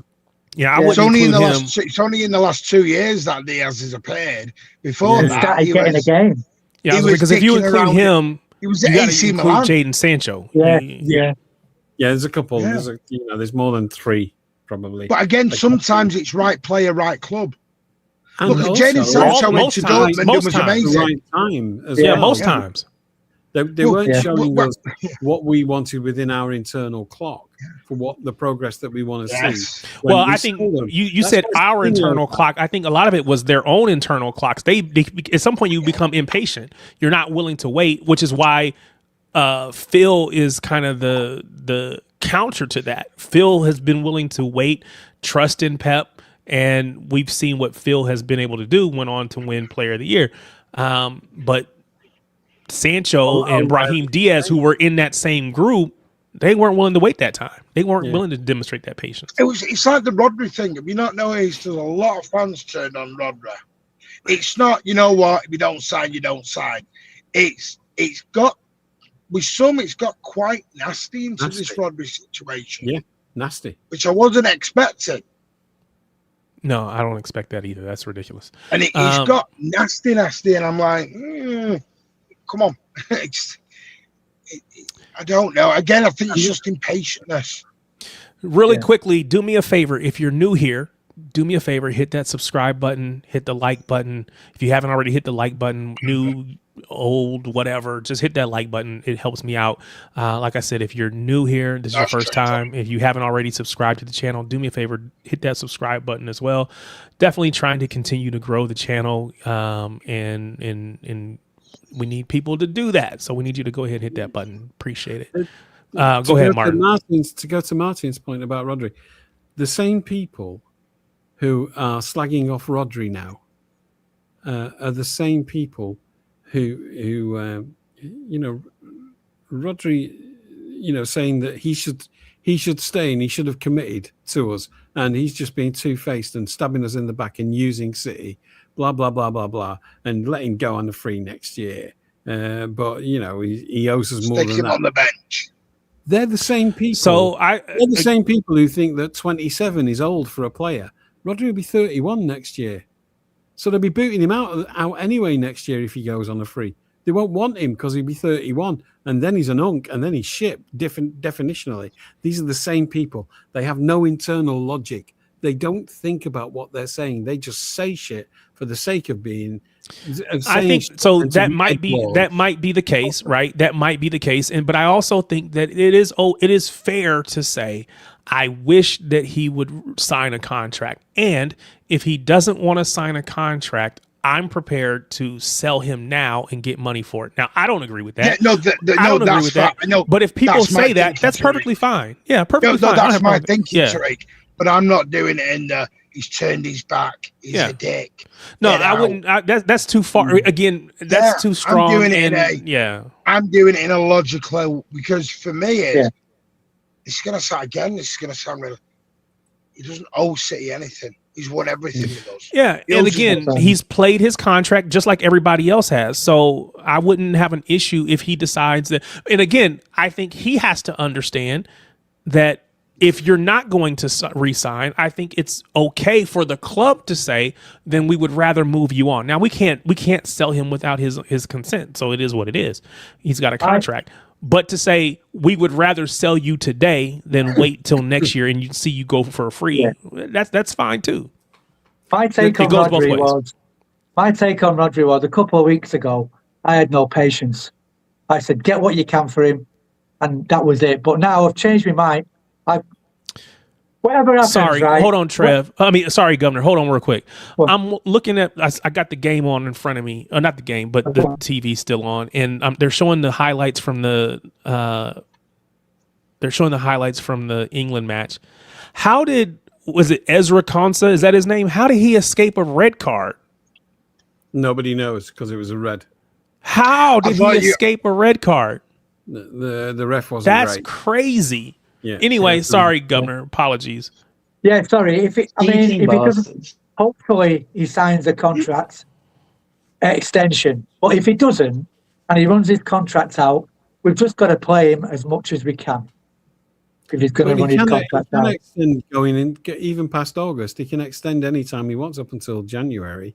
I think there's a point. Martin knows the rule where he can start talking to other clubs. That's right. In January, he can start talking to somebody else. Yeah. He can sign a pre-contract. Pre-contract. There's nothing wrong with City. He doesn't know whether he's going to be fit again. We don't know whether he's going to be fit That's again. Right, he's playing the World Cup, but he's only playing every 8 days or something, 7 days. So there's a lot. For now, it won't be that. This is his last ever There's contract. nothing wrong with City. Contract. Yeah, being proactive. There's nothing wrong with City being proactive and making plans for life without Rodri, because that's good business. Yeah. Yes. What is wrong with signing another player? You can never have too many good players. This is my point. Are we trying to build a squad or are we trying to build an 11? Which one are we trying to do? We have bitched and moaned for 12, 18 months. Our bench has been as weak as piss water. We're trying to make the bench strong. Because I used to say, right, they're going to fight, they're going to moan, they're going to this. Then I sat back and you know what? They're going to moan, so be it. So be it now. Because there was this season just gone, woke me up to it. I went, you know what? That bench ain't good enough. It ain't good enough. There's some good players on there for moments that will give you a brief moment. They'll give you, a good game in 3. I don't want a good game in 3. I want to go back to where we had a bench where someone came off and someone was having an off day. Because again, that's another thing. They are human. Footballers can have a bad day at work. That is also allowed. We have a bad day at work. We have a bad week at work. They are allowed to have a bad day. Sometimes they're playing with injuries that we don't even know about. And they get a painkiller injection stuck in the foot or the leg or their arm, go. And we don't know the wiser. But we all say they were shit today. Yeah, well, if you had working on a dodgy groin or a dodgy hamstring, you'd be a bit shit as well. Well, Kevin De Bruyne sacrificed his hamstrings to win us a treble. Akanji did it. Ake did it. Laporte, and they all got before slaughtered. them. Get out the door. Yeah. Laporte did it. Get out of my club, you're a dickhead. Would you go on with it with your groin and having bollocks hanging everywhere and your groin muscle all over the gaff? I mean, you wouldn't. But Martin as well. The way this conversation normally goes, sorry, Governor, but the way this conversation normally goes following this, and I hope we don't, I don't want to go down this path, but I will mention it, is then how do we keep players who want to play more minutes? If we have a big squad full of people who are good enough to be first team players, how do we manage that when we've got players who then, after a year, start saying, I want to leave to get more minutes? This is the balancing act that the club have to play, and they've been pretty damn good at it so far. I don't want to get into that conversation because I find it boring now. But this is what the club have done. We've managed to keep a squad full of quality, and I don't know why that should change. I don't. To your point, and I'm agreeing with you, Martin, we need a squad full of quality, and we need a manager or a leader who can keep that squad happy, whilst some of them know that they're not going to be the first choice starters every single week. Yeah. People are building 11s. They're building 11s. They're not building Martin, but you can't say this player is not going to come to the club to sit on the bench. Well, sometimes they might have to. Governor, I agree. Like I've just said, I said that all last season. And during the season, as it went on, I realised our bench was weaker than everybody else's. And because I looked at it at the end, and what made me doing it is the minute Kushinoff and Gay did excellent in them last few games. But in them last few games, when Kushinoff and Gay not played bad, but they shit the bed in sort of, oh crap, here we are, look at the expectation. This is different. That's where we needed a Ruben Diaz to come on, or a Gabardio to go, you know what, guys, settle it down, relax. You know, Cherky with that last. But Martin, they were there. They were there. They were available, but he didn't want to play them. He being Pep. Pep did not want to play those. No, Diaz only came back. Diaz only came back the last 2-3 games. That's why he's not started the World Cup. We don't know the whole truth about those injuries and how still carrying his injury. We were advised to bring them back in. I'm talking about Gvardiol. That was Rodri's issue. And also, you saw with Cherky the last 5 games. Cherky just totally went off it the last 5 games. Maybe that just because again, he's allowed to have a bad period. He's allowed. Yeah. It's okay. I don't. All right. You know, it's mad. Anything else can I ask Docker a question in the chat? Just think, sorry, because he said, "Are you a City fan or a Rodri fan?" I don't think any of us have said anything to show that. It's not the first time he's been a dick in the chat, Martin. No, because I don't. Well, let's not do that. Yeah, let's not do that. I just think. I'm asking. He's allowed to say Martin. Well, hold on. It's okay to ask a question. It's okay to ask a question. Hold on. We're not gonna get on. I mean, at the end of the day, it's okay to ask the question. No, Trev. Because we asked the question the other way around. We asked the question the other way around. He was asking. No, Tariq, he was asking the general question. No, it wasn't to me. No, it was a general question. That's what I'm asking him. What does he mean by? Because I don't think, Doku, we said anything to say Doku must stay at all. We'd like Doku to stay. What we're saying is Doku can leave. He doesn't need. No. You mean Rodri. You mean Rodri, not Doku. Rodri can go. Yeah, that wasn't a Freudian slip. That wasn't me wishing his Doku wanted to go, by the way, before anyone starts that. His name is Doku. Jeremy Doku the GOAT. I'm not saying. I don't think anyone's saying. What we're saying is Rodri can go. So this is the comment here. Are you a City fan or a Rodri fan? Yeah, okay. I thought he was asking Martin specifically. So I will. No. I don't get that question one bit. Yeah, but we ask the question. But we ask that question all the time. We ask that question all the time. We ask it about, are you, again, if someone is advocating for James Trafford, we'll say, oh well, again, over Donnarumma, we get into those conversations. At the end of the day, we say we don't want to be Player FC. We want to be City FC, right? We want to be, it's all about City. So regardless of who the manager picks, we should all get behind those players and give them our full support. Now, it's okay to have my preference. It's okay to have my preferred player, but regardless of who the manager puts out there, if they're wearing that blue shirt, I should back them 100%. And even if my preferred player is not the preferred choice of the manager, I should be okay with that. All right. That's where we at. You've got to admit, right, that question there is deliberately provocative. But you say that, Trev, but then but when you talk about, let me think, if we have a conversation about Kuzanov, right? Somebody could say that your statements about the Uzbeki fans and whatever, they could take that as being intentionally provocative. I don't think that's the case. No, it's just I don't think that's the intent. Right. That but they might feel the same way. I don't think that this is he's asking the question again, if it's in City's best interest for Rodri to go and you won't let him go, then you're not you particularly, but just in general. Hang on, Tariq, he's clarified it later on. That's where I would disagree with him now. He's put Rodri's unhappy. Rodri's not unhappy. Right, if you want to know, right, I'll tell you what, I'll tell you, right, because don't shout me, I don't care. I'm going to open up the can of worms. He said Rodri's buying time. No, he's not. Rodri was offered a contract. The first official contract was 6 months ago. That was correct. 6 months ago, he was offered the money. He said that was about his injury. The only time there was a disagreement, it wasn't an happy disagreement, was he felt he was rushed back and playing too much football coming off his ACL. But that was because there was other injuries that had compounded that.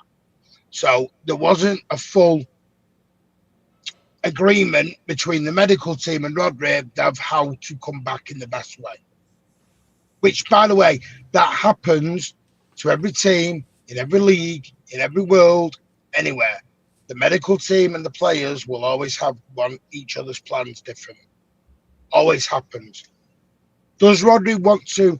I think people look at it in a different way.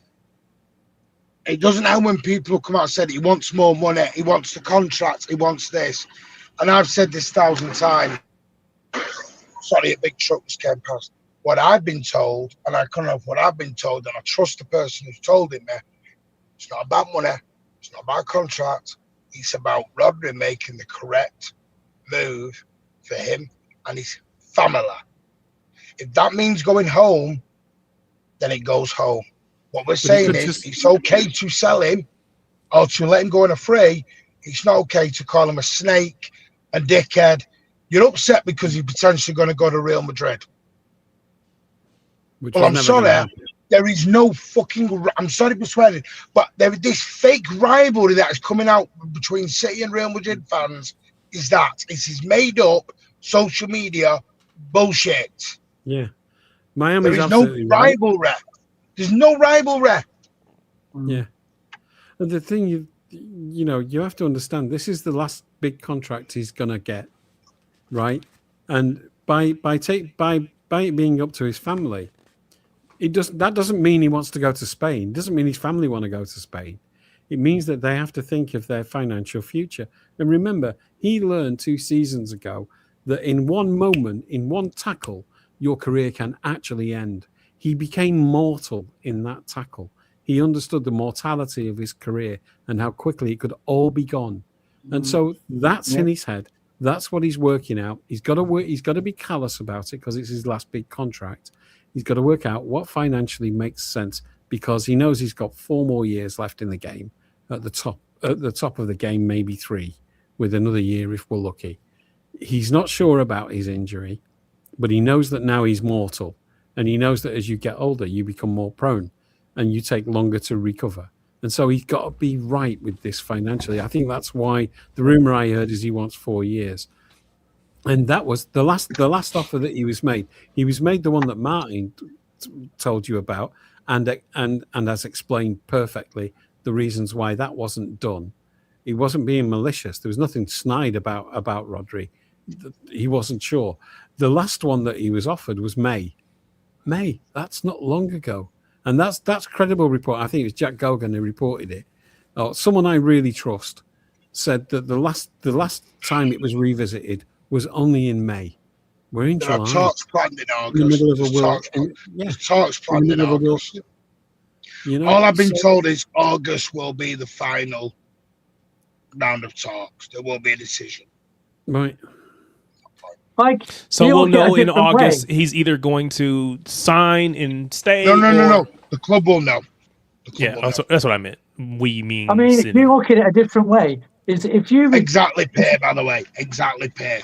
You've got it bang on. He does want to play 3 games a week. He just didn't want to play 3 games a week at that point. It was too soon. But the Nico G injury, when he got injured at Sunderland, scrapped that because then there was no other 6. Which we were back in the conundrum of no Rodri back up again. Because the Rodri backup got injured.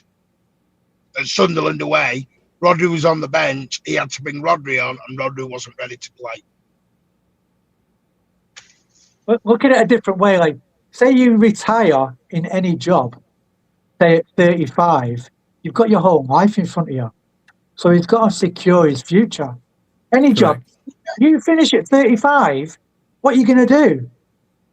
I mean, he might get punditry, but, 35 is no age, is it? I said this, how long, sorry, I think I said it on stateside to you. How long ago did I say, this kissing of the badge and the badge, it's a bloody job. I remember he's at kissing the badge. I'm not going anywhere. I'm not leaving Newcastle. I'm a fellow Geordie. Now he's a fellow Scouser. The next club, he'll be a fellow Catalonian. He's saying it for PR. But I don't think that's true for every player. I don't think every player is that. I do. I think players have a dream to play for a club that's been in their head since they were a kid. Erling Haaland has a dream to play for Real Madrid, Trav. Do we know that? No, we don't. Yeah, his dad said that. No, his dad said that exact quote. When I do create a player on NBA 2K, I always make my player Los Angeles Laker because that's where I wanted to be when I was a kid. Erling Haaland's dad made a quote when he signed with City. He said he wants to play for every top team in the world in every league. He wants to play in Italy and he wants to play for Real Madrid in Spain. Then he signed. But that doesn't mean that he will. That doesn't mean he will. It just means that was his thought at the time. At the time, he had a thought that it would be nice. I want to go I want to play. Think for every of it this way: it's a business, isn't it? It's a job. Players aren't loyal and clubs aren't loyal. I'd say for some, they are that callous, and for others, just think of the tearful farewells we've just had. You will never convince me that it was a callous job for the 2 players that have just left, or for Kevin De Bruyne, or several others that have left us in tears because they knew that they weren't good enough anymore. You will never convince me that those tears weren't real. You will never convince me that regret wasn't sincerely felt because they became part of something that was unique and amazing in the world. No, I agree with that. But they're still going. So we have to be careful. Still going. Yeah, but it wasn't financial. It was the fact that Bernardo Silva's just. Hang on, but which club is Bernardo Silva just signed for, Trav? Yeah, but it doesn't mean that the tears he shed when he was leaving City weren't real. I never said he did. I never said they were. It wasn't a show. It wasn't. No, I'm not said it was a show. But what I'm saying is, it's like Steve's put there, Phil Foden. Phil Foden loves City. Put Phil Foden on the bench for 3 years, he'll walk because he wants to play football. Anybody.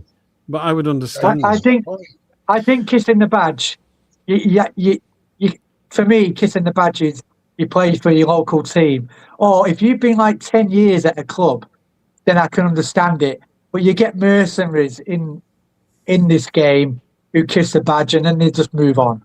So that part of it, I don't like. But if you've been at a club over 10 years or you play for your local where you come from, then I understand it. Cristiano Ronaldo. Could you just simply love the club in that moment? Cristiano Ronaldo's not a real person. He's a cartoon character. Everything's about money. And he is typical of what you're saying. And he cried. Yeah, but he cried.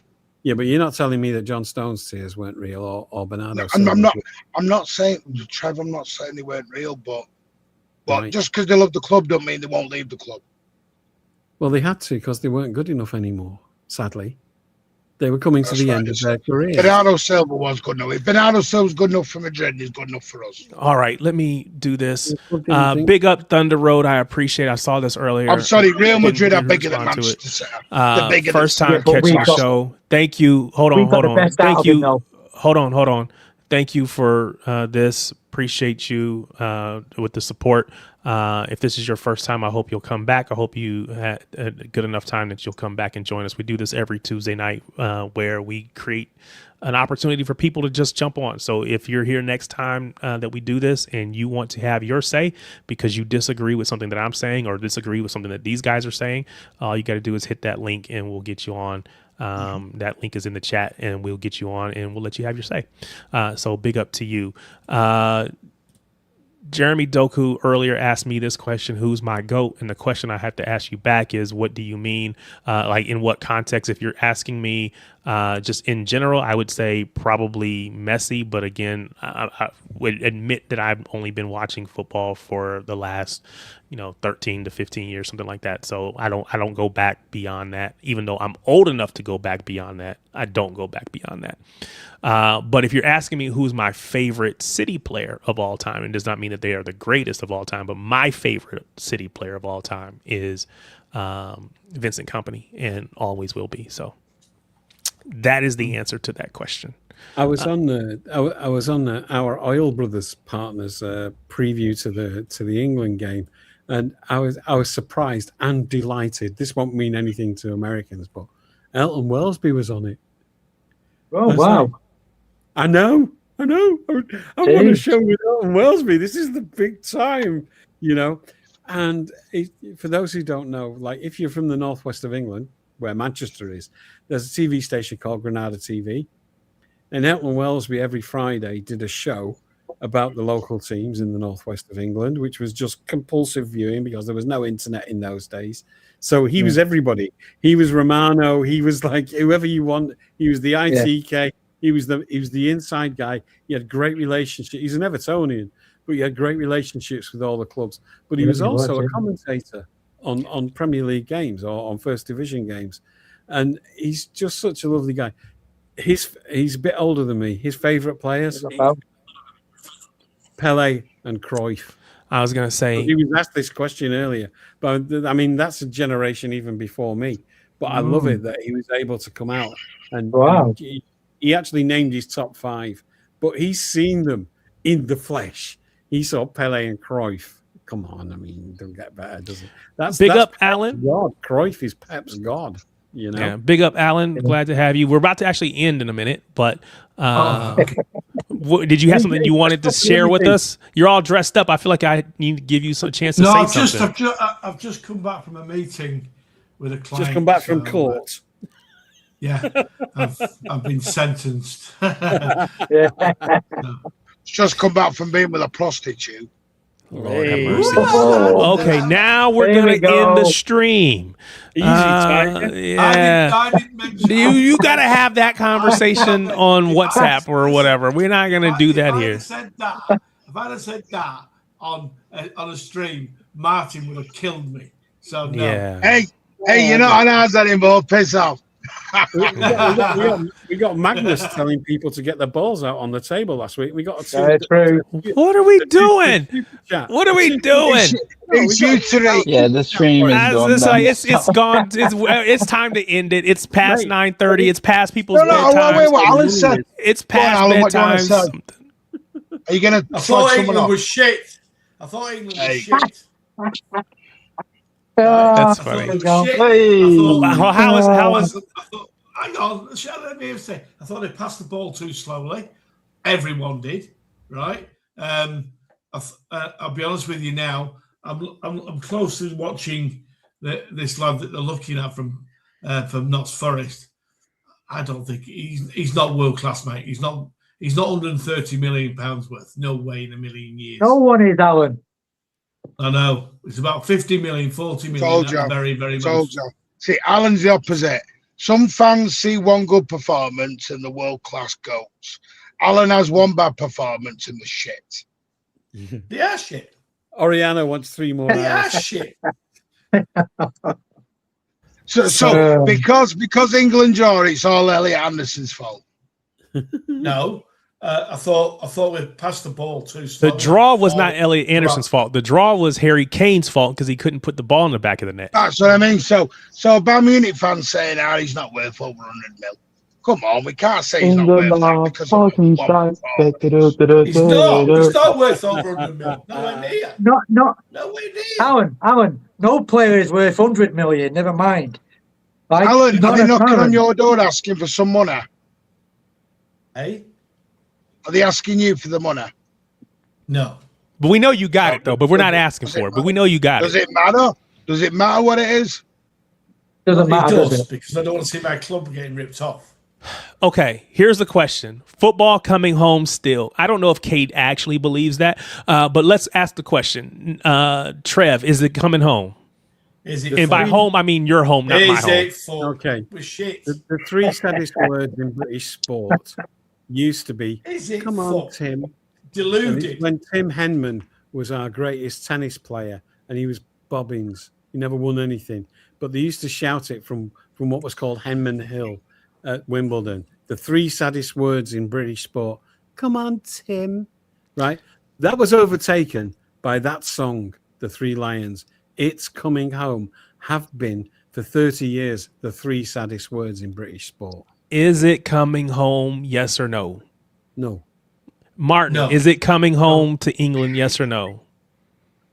Yes. Martin doesn't even care. You don't even watch it. Yes, my father will it. Okay. I can't argue that. I can't argue that. Alan, is it coming home? No chance. We might get to the last 36, 32 or last 16 at the very best. That's it. So now, Governor, are you English? Yes. Okay, but you live in like Australia, right? Yeah.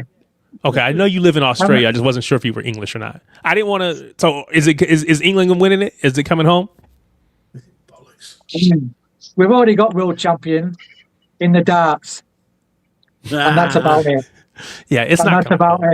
it. It's not coming home. France too strong. Have you spoken to Pat? I mean, he must be quite pumped about Australia. Australia couldn't even beat us. I'll make a very bold prediction. Come Out of all on. the nationalities on here, the English will get the furthest out of everyone. Australia going nowhere. No. Martin, Shy. you guys USA. might have invented Are you football. gonna put We the made it odds in my watchable. favor? Spartacus. Oh, I forgot Spartacus was on. Yeah, so Yeah. Brazil. So will they go further than Brazil? Mate, No. England might have invented football, but we made it watchable. We're gonna fucking win this shit.